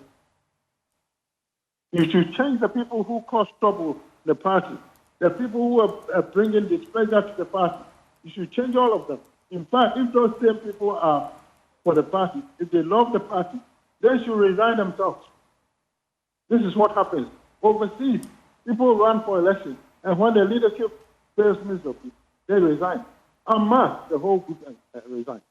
Don't you know that? Don't you know that? You've never heard of it before? And we've failed this colossally, and yet the same people are in charge. So could this be, Doug, I mean, I'm following your argument, and so could this be a move to protect party leadership from early succession battles that distract from governance? If you're saying this is not the right time for them to go, could this be another strategy? Oh, yes. If you do it quickly, you elected the people who will be able to say it. They won't say it. So you are still there. Entrenchment. You understand? You don't even know what hit you. Look at this scenario. 2024. What was the NPP slogan? Break the eight. Not so? Break the eight. It means NPP has gone beyond 8 years. It has never happened. Break the eight. Which means 2024, you do better than ever before. Not so? They did worse than ever before. When you were thinking you would do better than ever before, this is why you are saying break the eight. You did worse. What happened? You don't even know what it is for you to fix it. You don't know what it is. That's what it means. That when the trouble was coming, you didn't see anything. You were just talking, and it hit you in the face and knocked you down. That's what has happened. All right, let's bring so in... the current crop of leadership should step aside for new people to come. Okay, points made. Thank you. Dr. John Osai-Kwapong, let's get your thoughts on this as well.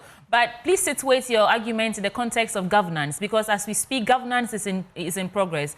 Would this be a distraction to governance, this early election that the NPP breaking away from their traditional timelines?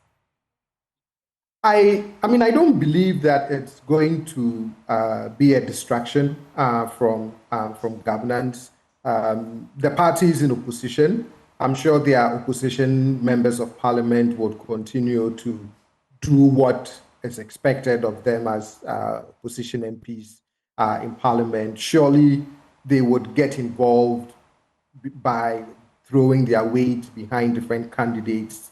I'm sure they would help campaign here and there, but hopefully at the core of it, this doesn't distract from governance. What I find a little surprising, though, which is a sentiment that has been echoed by Dr. Arthur Kennedy and Dr. Marco Baez, how soon the party wants to have this primary. I thought that based on the Professor Michael Quay report post the election and some of the recommendations, whatever they are, that the party would have given itself enough time to examine all those recommendations, put them in place before moving to announce, their primaries or even the elections, internal elections for party executives. So that's the surprising bit for me, that have all the lessons captured in the report and all the recommendations being fully implemented before they are moving ahead. I would have thought that they would want to do all of those things first, get the party into a place where the report is recommending them to get to before they launch into a party primary. I don't know what is influencing this idea of an early primary.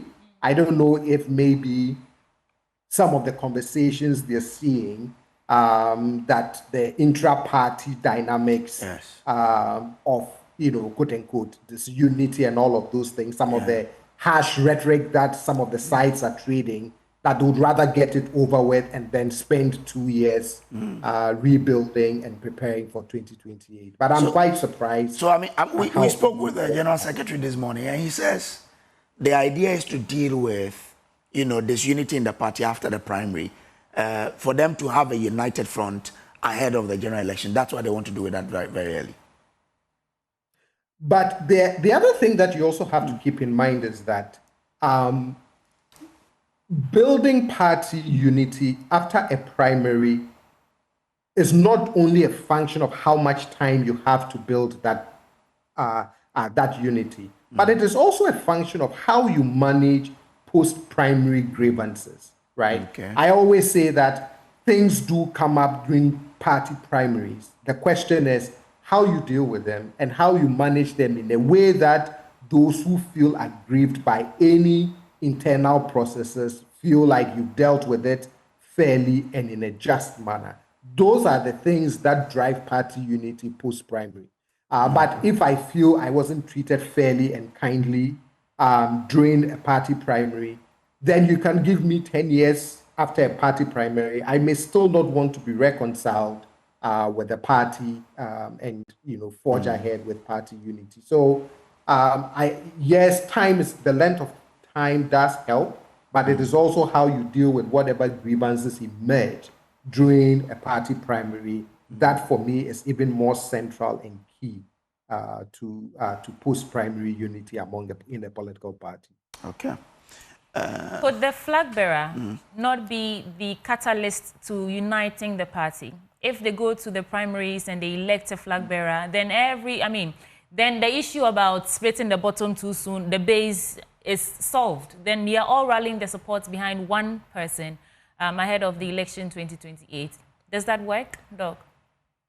Yes. Once you have a flag bearer, ideally, the thing is that, look, after a hard-fought primary battle, we now have a flag bearer, put away our differences, let everybody now rally behind that flag bearer. So there's some validity to that. But again, it is also how you treat or how you deal with whatever grievances emerge in the primary process. That would also determine people's willingness to rally behind the flag bearer. So for me, if the executives are moving ahead to have this early primary, they also have to pay very close attention to the overall mood of the entire party, regardless of who is supporting who. The processes they put in place must be fair. All candidates must be treated fairly, because that is how you get that unity when the primaries are over. Well, let me bring in Dr. Alpha Kennedy again. Doc, so you are a member of the party. And once you're a member, you believe in the Constitution. Your Constitution mandates the National Council, and this is a shall. It says, the date and venue for the election of the presidential candidate shall be decided by the National Council. So when the National Council has taken a decision, if you believe in the party and the Constitution, why not agree? But you seem to say you disagree with the decision. Yeah, I do, but Article 10.2 also says that there shall be a National Delegates Conference. That shall be the supreme decision-making body of the party. So it is obvious that the National Delegates Conference must pronounce on these proposals. I think our fundamental problem is that the executive, as it exists now, needs to renew their mandate. I don't want to use the word lost the confidence of the people. We know already that the chairman is not well, and I described the convention where after a losing election or even after an election, there is generally a renewal of the mandates of the party executives before we go to the next presidential primary. In actual fact, this happened after Kufuor's first term. Remember how McMahon got elected? It happened with Sir John's team, and that is how Paul Afoko and Kwabena Japan came in. And if you recall, having a flag bearer early didn't help, because Nanado then went on to try and remove Paul Afoko and Kwabena Japan, and the wounds are still lingering. So I think that, unfortunately, the current party executive are giving the impression, and I'm giving them the benefit of it now, they are giving the impression that they are afraid of facing party voters to renew their mandate, because that is what is done traditionally. They should go to the party to renew their mandate. Then with a fresh mandate, they should go ahead and organize new parliamentary and presidential elections. It will seem that there is undue haste to try and organize this presidential primary because there are some people who are afraid their time is their enemy, and that the more time elapses, the more likely it is that people will find new men and new candidates that they will follow. I think this illustrates the fundamental problem of Ghanaian politics. We're trying to build democracy without democrats. Deep down, there are party leaders who want to choose their voters instead of having the voters choose them. And that fundamentally is what the problem is. The party leadership as at now must go back to the party grassroots to renew their mandates, all the way from polling station, constituency, national executive.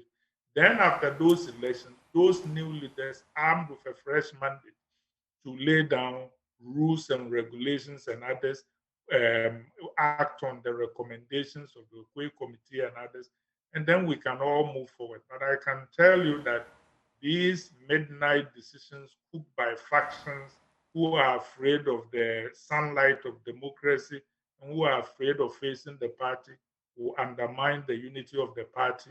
And if we don't take care, this will lead us to fresh defeats. Doc, I haven't yet heard you on the impact of this decision, I mean, if it actually materializes, on the current administration.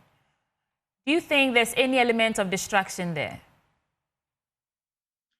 Well, there shouldn't be any element of distraction, but I also think that the NPP, as the opposition party, has a very important function of paying attention to what is happening nationally, so that if it is useful, they can offer constructive support.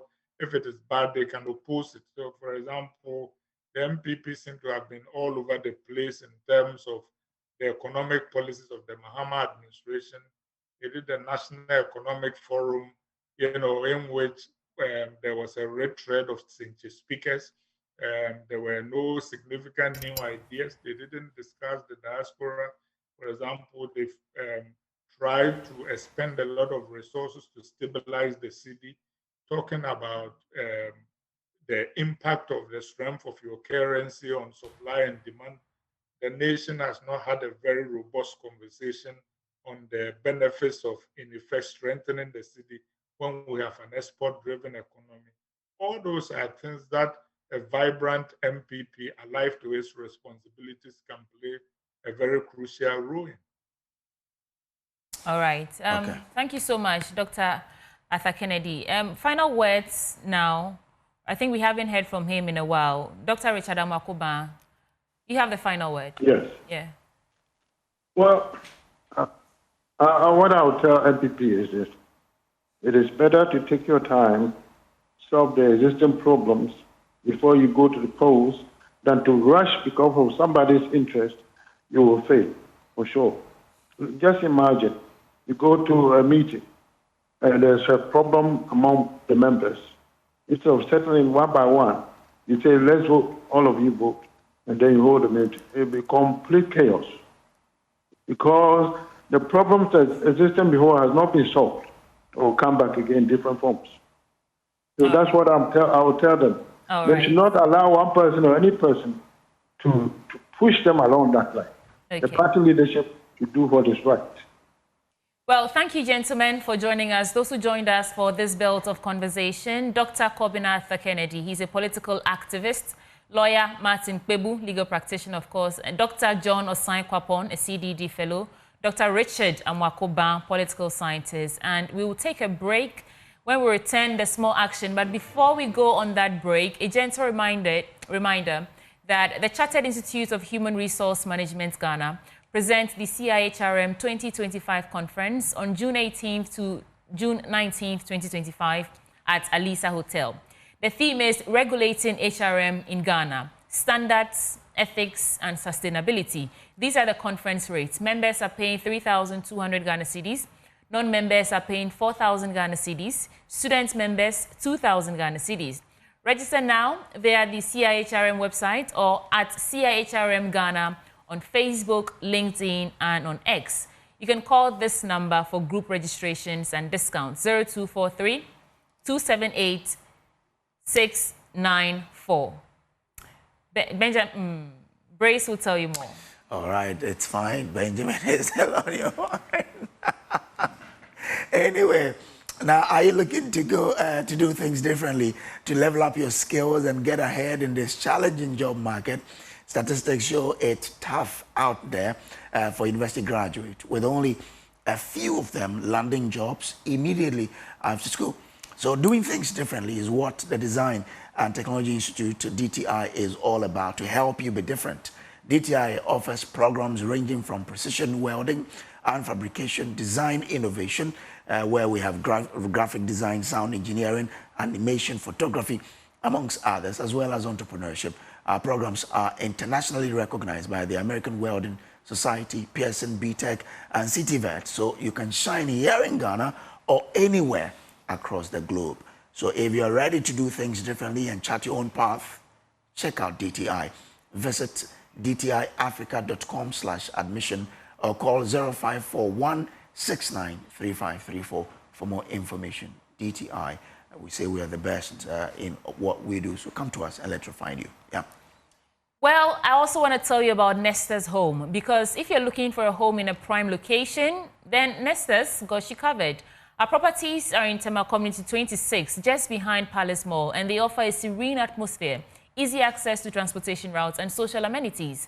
Off-plan prices start at $35,000 per home. Contact us today on this number, 053-101-4440 or 053-101-4447. You can also visit our website at www.nestas.com.gh. And Syntex Tank is up next. Ghana, let's talk about water. Forge ahead with party unity. So, yes, the length of time does help, but it is also how you deal with whatever grievances emerge during a party primary. That, for me, is even more central and key to post-primary unity in the political party. Okay. Could the flag bearer not be the catalyst to uniting the party? If they go to the primaries and they elect a flag bearer, then then the issue about splitting the bottom too soon, the base is solved. Then we are all rallying the support behind one person ahead of the election 2028. Does that work, Doc?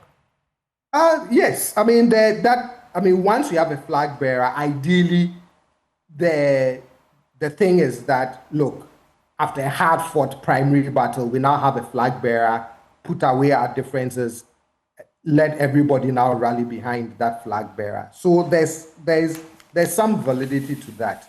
But again, it is also how you treat or how you deal with whatever grievances emerge in the primary process. That would also determine people's willingness to rally behind the flag bearer. So for me, if the executives are moving ahead to have this early primary, they also have to pay very close attention to the overall mood of the entire party, regardless of who is supporting who. The processes they put in place must be fair. All candidates must be treated fairly, because that is how you get that unity when the primaries are over. Well, let me bring in Dr. Alpha Kennedy again. Doc, so you are a member of the party, and once you're a member, you believe in the Constitution. Your Constitution mandates the National Council, and this is a shall. It says, the date and venue for the election of the presidential candidate shall be decided by the National Council. So when the National Council has taken a decision, if you believe in the party and the Constitution, why not agree? But you seem to say you disagree with the decision. Yeah, I do, but Article 10.2 also says that there shall be a National Delegates Conference. That shall be the supreme decision-making body of the party. So it is obvious that the National Delegates Conference must pronounce on these proposals. I think our fundamental problem is that the executive, as it exists now, needs to renew their mandate. I don't want to use the word lost the confidence of the people. We know already that the chairman is not well, and I described the convention where after a losing election or even after an election, there is generally a renewal of the mandates of the party executives before we go to the next presidential primary. In actual fact, this happened after Kufuor's first term. Remember how McMahon got elected? It happened with Sir John's team, and that is how Paul Afoko and Kwabena Japan came in. And if you recall, having a flag bearer early didn't help because Nanado then went on to try and remove Paul Afoko and Kwabena Japan, and the wounds are still lingering. So I think that, unfortunately, the current party executive are giving the impression, and I'm giving them the benefit of the doubt, they are giving the impression that they are afraid of facing party voters to renew their mandate, because that is what is done traditionally. They should go to the party to renew their mandate. Then, with a fresh mandate, they should go ahead and organize new parliamentary and presidential elections. It will seem that there is undue haste to try and organize this presidential primary because there are some people who are afraid their time is their enemy, and that the more time elapses, the more likely it is that people will find new men and new candidates that they will follow. I think this illustrates the fundamental problem of Ghanaian politics. We're trying to build democracy without democracy. Deep down, there are party leaders who want to choose their voters instead of having the voters choose them. And that fundamentally is what the problem is. The party leadership as at now must go back to the party grassroots to renew their mandates, all the way from polling station, constituency, national executive. Then after those elections, those new leaders armed with a fresh mandate to lay down rules and regulations and others, act on the recommendations of the Okwe Committee and others, and then we can all move forward. But I can tell you that these midnight decisions cooked by factions who are afraid of the sunlight of democracy and who are afraid of facing the party will undermine the unity of the party. And if we don't take care, this will lead us to fresh defeats. Doc, I haven't yet heard you on the impact of this decision, I mean, if it actually materializes, on the current administration. Do you think there's any element of distraction there? Well, there shouldn't be any element of distraction, but I also think that the NPP, as the opposition party, has a very important function of paying attention to what is happening nationally, so that if it is useful, they can offer constructive support. If it is bad, they can oppose it. So, for example, the NPP seem to have been all over the place in terms of the economic policies of the Mahama administration. They did the National Economic Forum, in which there was a retread of speakers. There were no significant new ideas. They didn't discuss the diaspora. For example, they've tried to expend a lot of resources to stabilize the city, talking about the impact of the strength of your currency on supply and demand. The nation has not had a very robust conversation on the benefits of, in effect, strengthening the city when we have an export-driven economy. All those are things that a vibrant NPP, alive to its responsibilities, can play a very crucial role in. All right. Okay. Thank you so much, Dr. Arthur Kennedy. Final words now. I think we haven't heard from him in a while. Dr. Richard Amakoba, you have the final word. Yes. Yeah. Well, what I would tell NPP is this. It is better to take your time, solve the existing problems before you go to the polls than to rush because of somebody's interest. You will fail, for sure. Just imagine, you go to a meeting and there's a problem among the members.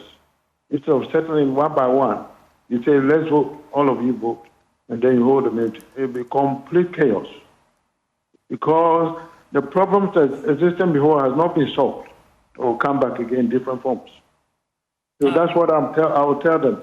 They should not allow one person or any person to push them along that line. Okay. The party leadership should do what is right.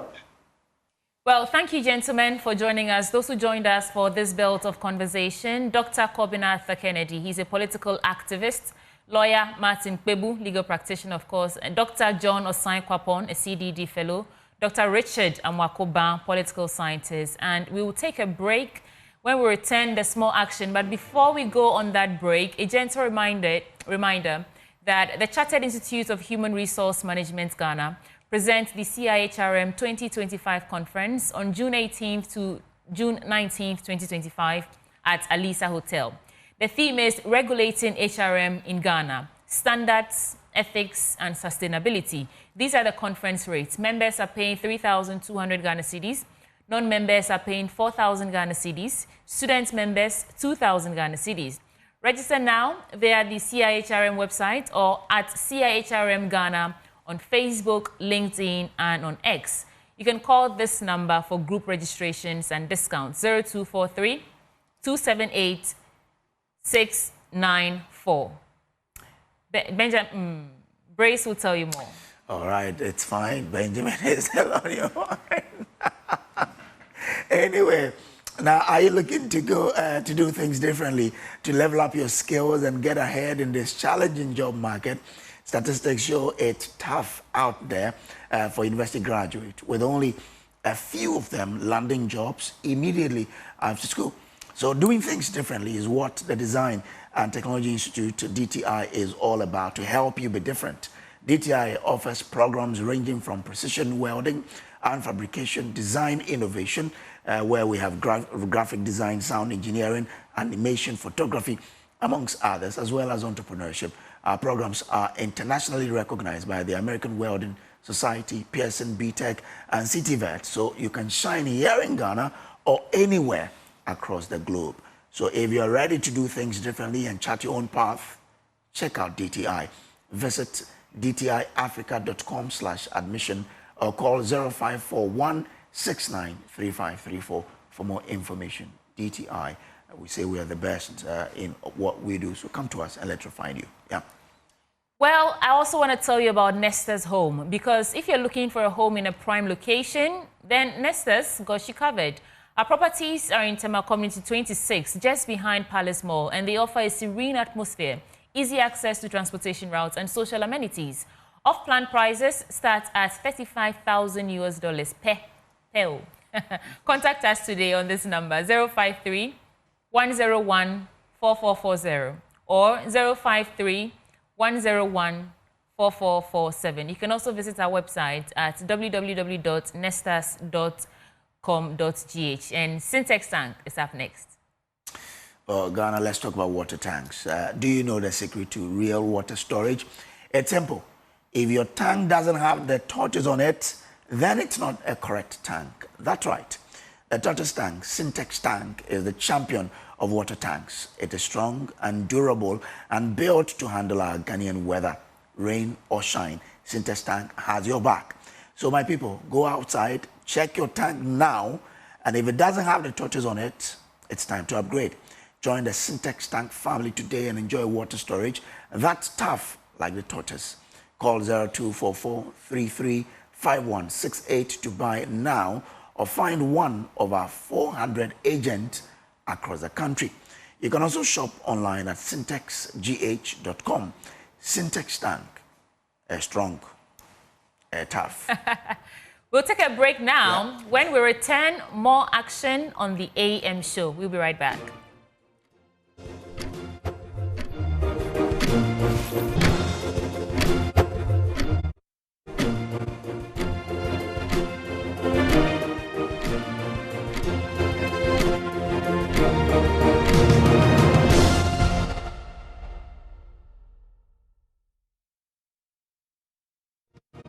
Well, welcome back to the AM show. A reminder that the AM show is sponsored by Whaley Properties.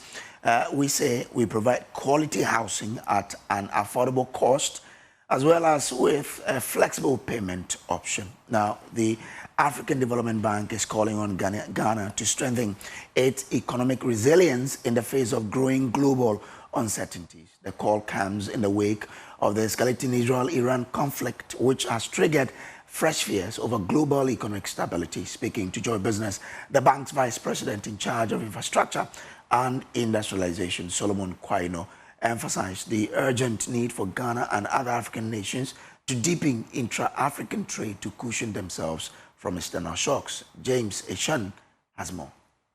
At a press conference in Accra, the Vice President of the African Development Bank in charge of infrastructure and industrialization, Solomon Quaynor, warned that Ghana must take urgent steps to shield its economy from external shocks. He said the current geopolitical tensions, including the escalating Israel-Iran conflict, are already impacting global economic stability, with Africa not spared. So now we just have to, take the benefits we've seen on the macro and also make micro reforms that would then further stimulate growth. Yeah. We are seeing some disturbances from the Middle East. I know you're not an economist, but from what you've seen so far, how do you sort of wrap our head around all of this? I mean, look, one of the things we've come to all realize, especially since COVID, is that the world would always have multiple shocks, right? And so you have to build your economy for resilience, yeah? Because yesterday's shock was COVID. Today's shock is a combination of the wars between Ukraine and Russia, and then also some of the issues in the Middle East, etc. There will always be shocks. So the best thing is to really, prepare your economies for resilience. And this is why we are saying, Africa, trade amongst yourselves. Yeah, I mean, we're $3 trillion GDP economy, right? Let's focus on that. Let's not, right today, we only trade amongst ourselves up to 15%. In Europe and other places, it's 70+%. And we shouldn't all be looking at import substitution of all products. Let's focus on the value chains where we're competitive, okay? And then we trade amongst ourselves. Mr. Quaynor disclosed that the bank had held a series of intensive working sessions with stakeholders including the 24-hour Economy Secretariat and relevant government ministries. That way, we actually have our economies turning on a regional basis and not just purely on a country basis. Are we to expect some fresh funding from the bank anytime soon? There would always be funding from the bank, especially private sector, which is the reason I'm here. We're here looking for bankable projects that we can support and also PPP projects.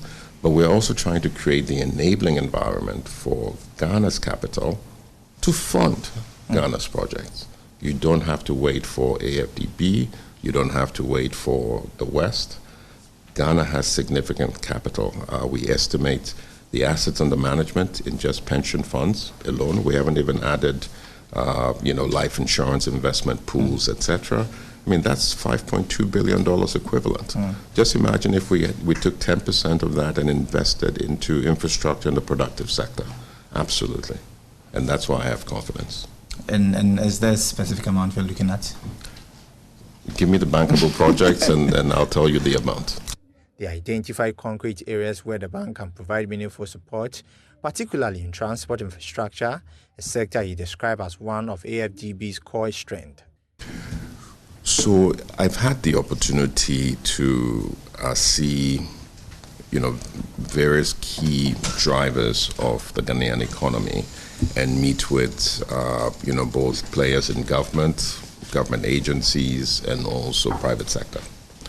The core of my trip was to really support Ghanaian domestic capital from pension funds, from life insurance companies, to find a way to channel that into infrastructure, into industry, into affordable housing, etc., so that Ghana doesn't really wait to rely on aid or foreign investments to continue to catalyze its own economic growth. Okay, and so along those lines, I've really met with all the players, including the private sector, the regulators as well, and there's a strong interest in actually creating this, guarantee facility that would help essentially fund the engine of growth for the economy to continue to develop and deliver jobs, especially for youth and women.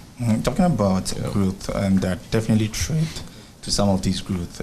From your 5 days, the report you've seen so far and all of that, do you foresee any threats so far with respect to this economy? Okay, once again, I'm not an economist. Okay, I'm more of a private sector investor.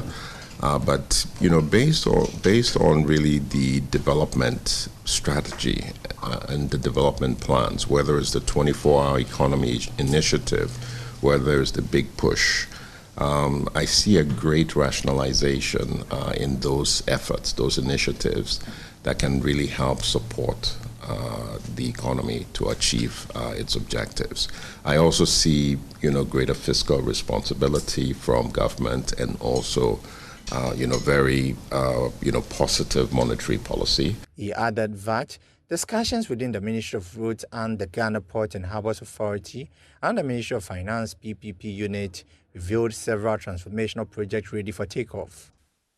The second is supporting a visionary 24-hour economy initiative. The 24-hour economy initiative looks promising and has tremendous potential to transform Ghana's economy. This is a highly visionary concept that has captured our attention and also our enthusiasm. We conducted a series of intensive working sessions with Mr. Guzitano, the 24-Hour Economy Secretariat, the Ghana Infrastructure Investment Fund, and several other partners, and have identified concrete areas where the bank can provide meaningful support to drive implementation. The AFDB also emphasized the importance of unlocking private sector investment opportunities in logistics, agriculture, energy, and agro-processing. The area is advancing transport infrastructure development. Transport infrastructure development represents one of our core areas of strength as the African Development Bank, as we have demonstrated through numerous successful projects across the continent. During this mission, we engaged with the Ministry of Roads and Highways, also the Ghana Ports and Harbour Authority, and the PPP unit at the Ministry of Finance. And we do believe that we are aligned with the priority projects outlined in the Big Push Infrastructure Initiative, and we will be exploring these. The African Development Bank says it will actively pursue these opportunities in partnership with local stakeholders.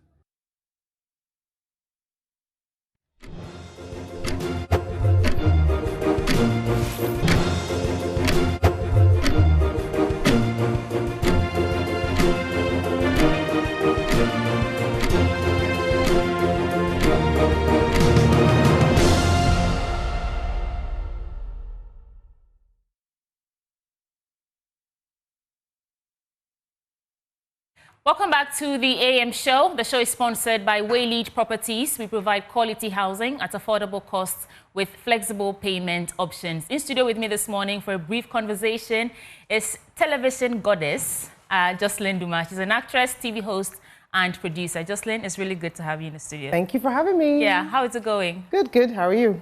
I'm fabulous. You've been celebrated since I was old enough to watch television. I've watched Jocelyn Duma.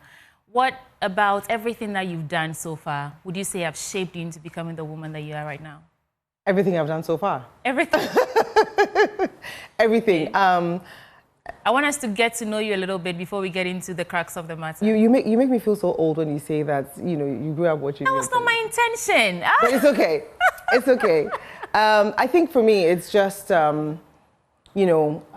loving what I do and doing it the best way I can, and being given the platform to be able to express myself.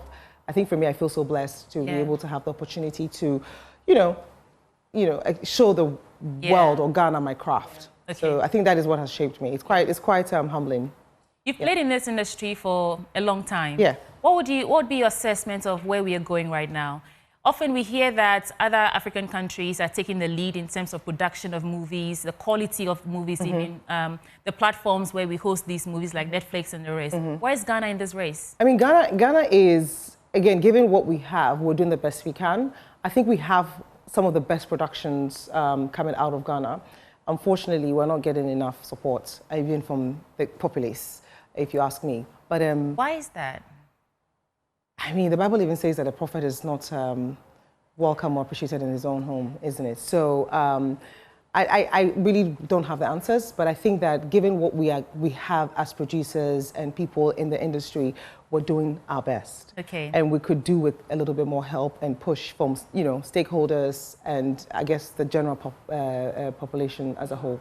Talking about the help and support, we've seen that in the past 5-6 months, there's been some intentionality behind pushing the creative arts agenda. Some of the industry players have been appointed to various positions. We've seen some conferences, we are selling Ghana in a way, especially the Minister of Tourism, Jifa Gumashi. She's been leading the charge in doing that. Would you say you're beginning to see anything different now? I think we've always sold Ghana. I think that, you know, based on the movies we churn out, we've always sold Ghana. I mean, I always use Hollywood as an example that, I mean, America is one of the greatest countries because the movies portray Americans as the heroes that come and save the day and all that good stuff. So I'm glad that, you know, it's picked up drastically this time around. And for me, I think it's a step in the right direction because how do we sell Ghana if we don't tell our own stories by us? Yeah. There's a very controversial topic that we need to clear the air on. During the times that we saw a lot of appointments coming in, it appears we saw your name that you've been appointed. No? I don't know what you're talking about. Oh, we saw that you'd been appointed. I'm not going to talk about that, okay, if you don't mind. I'm here to talk about Honeymoon Hotel. So let's do that. Thank you. Okay.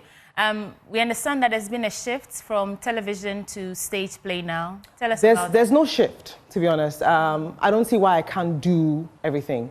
Once you're a talented person, you can go, the sky's the limit. You know, you can do, I've done radio, I've done television. I still will do radio, I still will do television, I'll still act. I think once you have a talent and the opportunity arises, why not? I'm not shifting at all. I'm an actress, so I can do stage. But this is your first time? This is my first stage, yes. So what was that, what made you want to try out stage this time around? I wanted to take on the challenge.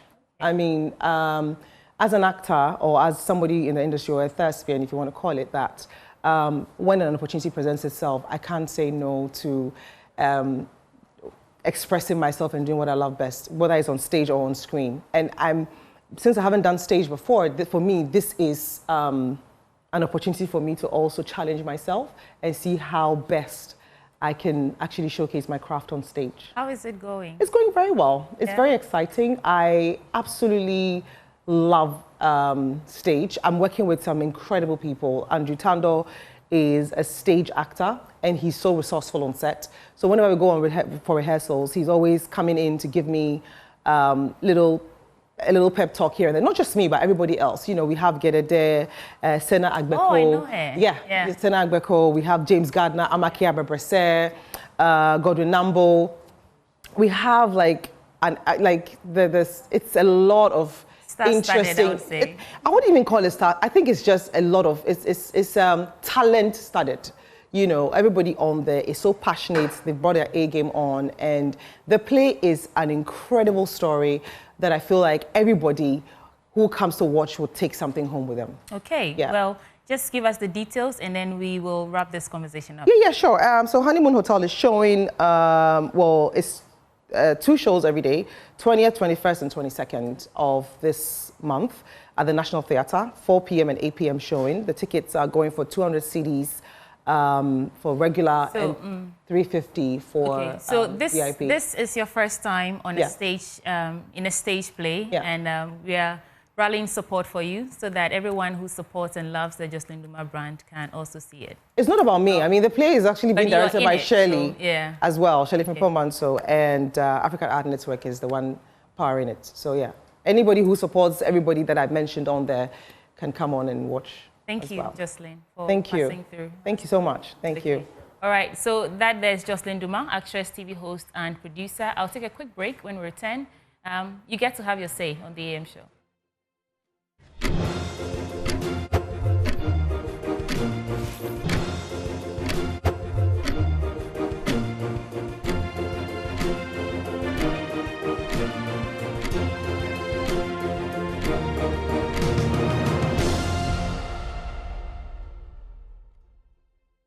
And we're back for the last lap of the AM show this morning. But are you ready to dream, dare, and deliver in the world of IT? Then look no further than Jackson Institute of Technology. It is the only NIIT authorized training center in Ghana. At JIT, we provide world-class IT training for individuals and corporate organizations, equipping them with industry-relevant skills in software development, cybersecurity, cloud computing, artificial intelligence, digital marketing, and many more. We offer globally recognized certifications, practical job-ready training, and flexible hybrid learning options, which allows you to study either online or on-site. Our expert instructors ensure hands-on learning experiences that prepare you for success in today's digital world. And we are conveniently located on the Ring Road near Circle in the heart of Accra's Central Business District. Also in Kumasi, we are at Jackson Educational Complex headquarters at Ayediase near KNUST. GIT provides easy access for students and corporate clients, and our state-of-the-art auditorium is also available for corporate events, seminars, and training sessions. Call or WhatsApp these numbers for more information: 0596 996 037 or 0596 996 038 or 0552 714 635. You can also visit our website at www.jit.edu.gh. JIT, your gateway to a thriving IT career. We'll be taking your calls shortly. This is the Have Your Say segment on the AM show. And of course, Kojo and I are here to listen to you. Wherever you are in the country, the numbers are on your screen: 0302 211 691. That's the number to call. Kojo. Yeah, so we're ready to hear from you. Let's get your thoughts on the issues we've discussed. We've discussed the NPP. We've also discussed the, there was a brief discussion about road. We've talked about the fact that the Supreme Court judge nominee is asking for the Supreme Court to have at least 20 judges. You've listened to Martin Pebu, who is a lawyer, say that, well, it goes beyond just the numbers at the Supreme Court. It is a whole system that must be looked at. All the panel members saying that there has to be a national debate or discussion about the Supreme Court and how we can get it more effective. What do you make of all of that? The NPP has set 31st January 2026 to elect their flag bearer. What do you make of it? Let's hear from you. From Sandema to Agonan Kwanta. Call us. To Agbozme people call. But, you know, I was actually a little surprised, but intrigued, not surprised, that Apenyo Makin is receiving some commendations. And in this particular, you know, the last time we saw any vetting going on, it wasn't as cool as we are seeing. I remember on Monday or so, there was a point where he told Bernard Ahiafo that, listen, we've had a very good day. Don't ruin my day. But this is a step for law. Let's go on. Law, we have Bashiru online. Bashiru, good morning. Where are you calling us from? Hello, Bashiru. Oh, I don't think we have Bashiru online with us. So the numbers are on your... Oh, hi. Don't listen to us on your TV set. Turn the volume all the way down and talk to us on your phone. All right. What's on your mind? Well, for me, my main concern is about the Supreme Court judges and the justices over there. I mean, they are the number one people that are failures in this country. Regardless of the number, most of the things that the politicians do, they are the people that do them. We, the ordinary Ghanaians, we don't have to see in terms of how... Quite unfortunate to lose you there, but you can also call us 0302211691, 0302211691. He started from the Supreme Court nominee, talking about what the number should be. Unfortunately, we lost him there, but what do you also have to say? We have Joel. We have Joel on the line. Joel, good morning. You're live on the AM show. Talk to us. Good morning. Thanks for having me this morning. Well, actually, it's about something bothering my mind on how Ghana is moving. If time to be permitting me to be explaining myself.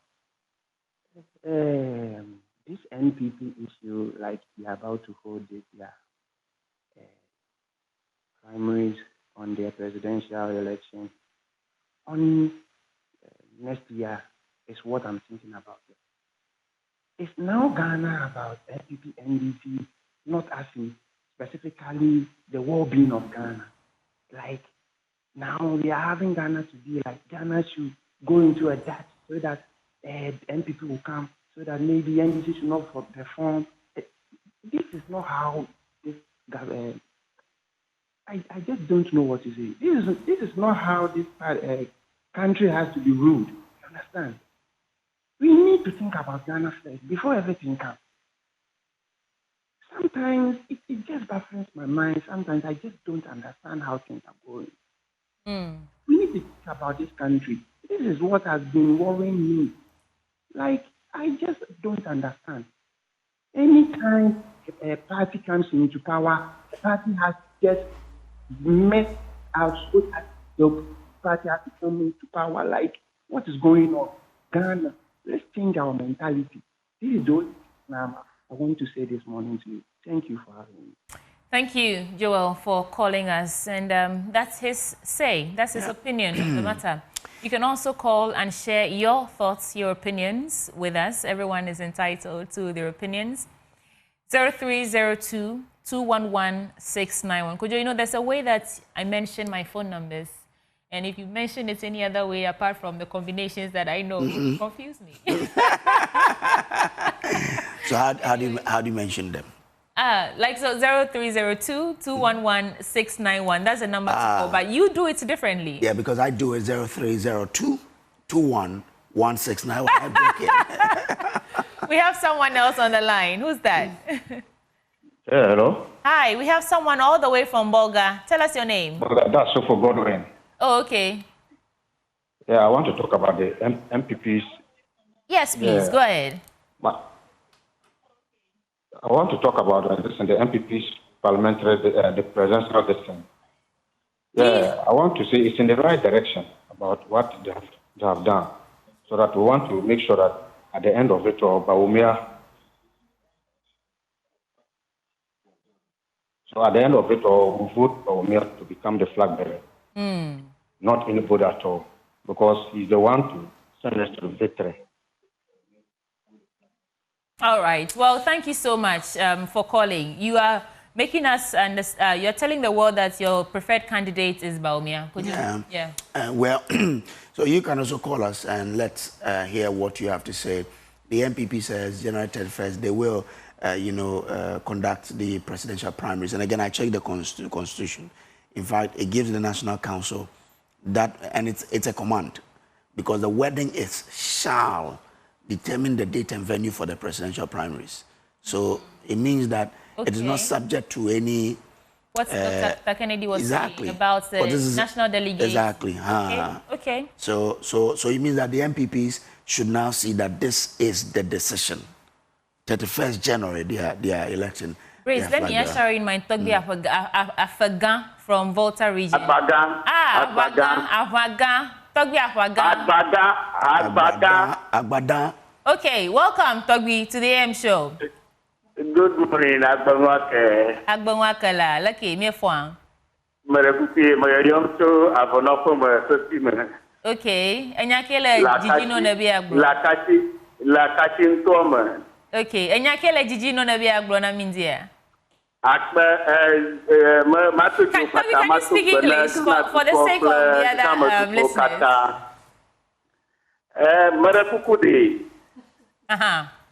Majiba mafungu kude anyama bidro katani wabayeng. Ngi kajuto menyaba ya majiba nyayide atigli tofa ba ya majiba nyayide atigli tofa amaita aku apa tu alaba bubuto Dr. Muhammad Bawumia asum banami dari pasampai yobai mabe miapa district assembly club constituency wa wako $1 billion per a year haiko no je pania katavai takana mama to chlau ye jikosa galasi ubaye kastroko na 2028 kadangwika madono pa na yi document wa collaborate ku khemare aleke yaduru after 2028 and Aduha. Okay. I am pleading to him that Akachi staff constituency, he is owing Akachi staff constituency $8 million per 8 years. He's owing us. So I'm pleading, since Joy News is an international line, I am pleading to him as one of the stakeholders that he should make sure at least half of his promise for 8 years, which is 8 million for 8 years, should be done before he appears 2028. My city, number of nominee for appointment who was on the Chief Justice Uri. Majibama Pucha, Pomana Puto, Penaraya for Kenya Chairman of Committee. But over a few American General Bubuko, no Queen. Justice all right. Togbi, miaba gamakata emavo. Akpano labena yomindia. And so Togbi is saying, I think you got the last part of what he said. Now they put my word to test. I'm about to show you people. So he says that he doesn't want us to sympathize with the Achiglinyi people. Achiglinyi is elephant, you know, so the NPP. Because Dr. Baumia made some promises prior to election 2024. I mean, he's all the way back, 8 years in office, and none of these promises were fulfilled. So before he comes back to them, he should look within himself. That's what he meant. And be sure that the things he's come to tell us are things we really want to hear. That is for his constituency. So that's just a summary of what yes, I deserve my accolades. Right, so I think that's all that time will allow us this morning. No, I'm told we have someone from Tamale. Okay. Yeah. Hi, Hamza. Talk to us. Good morning.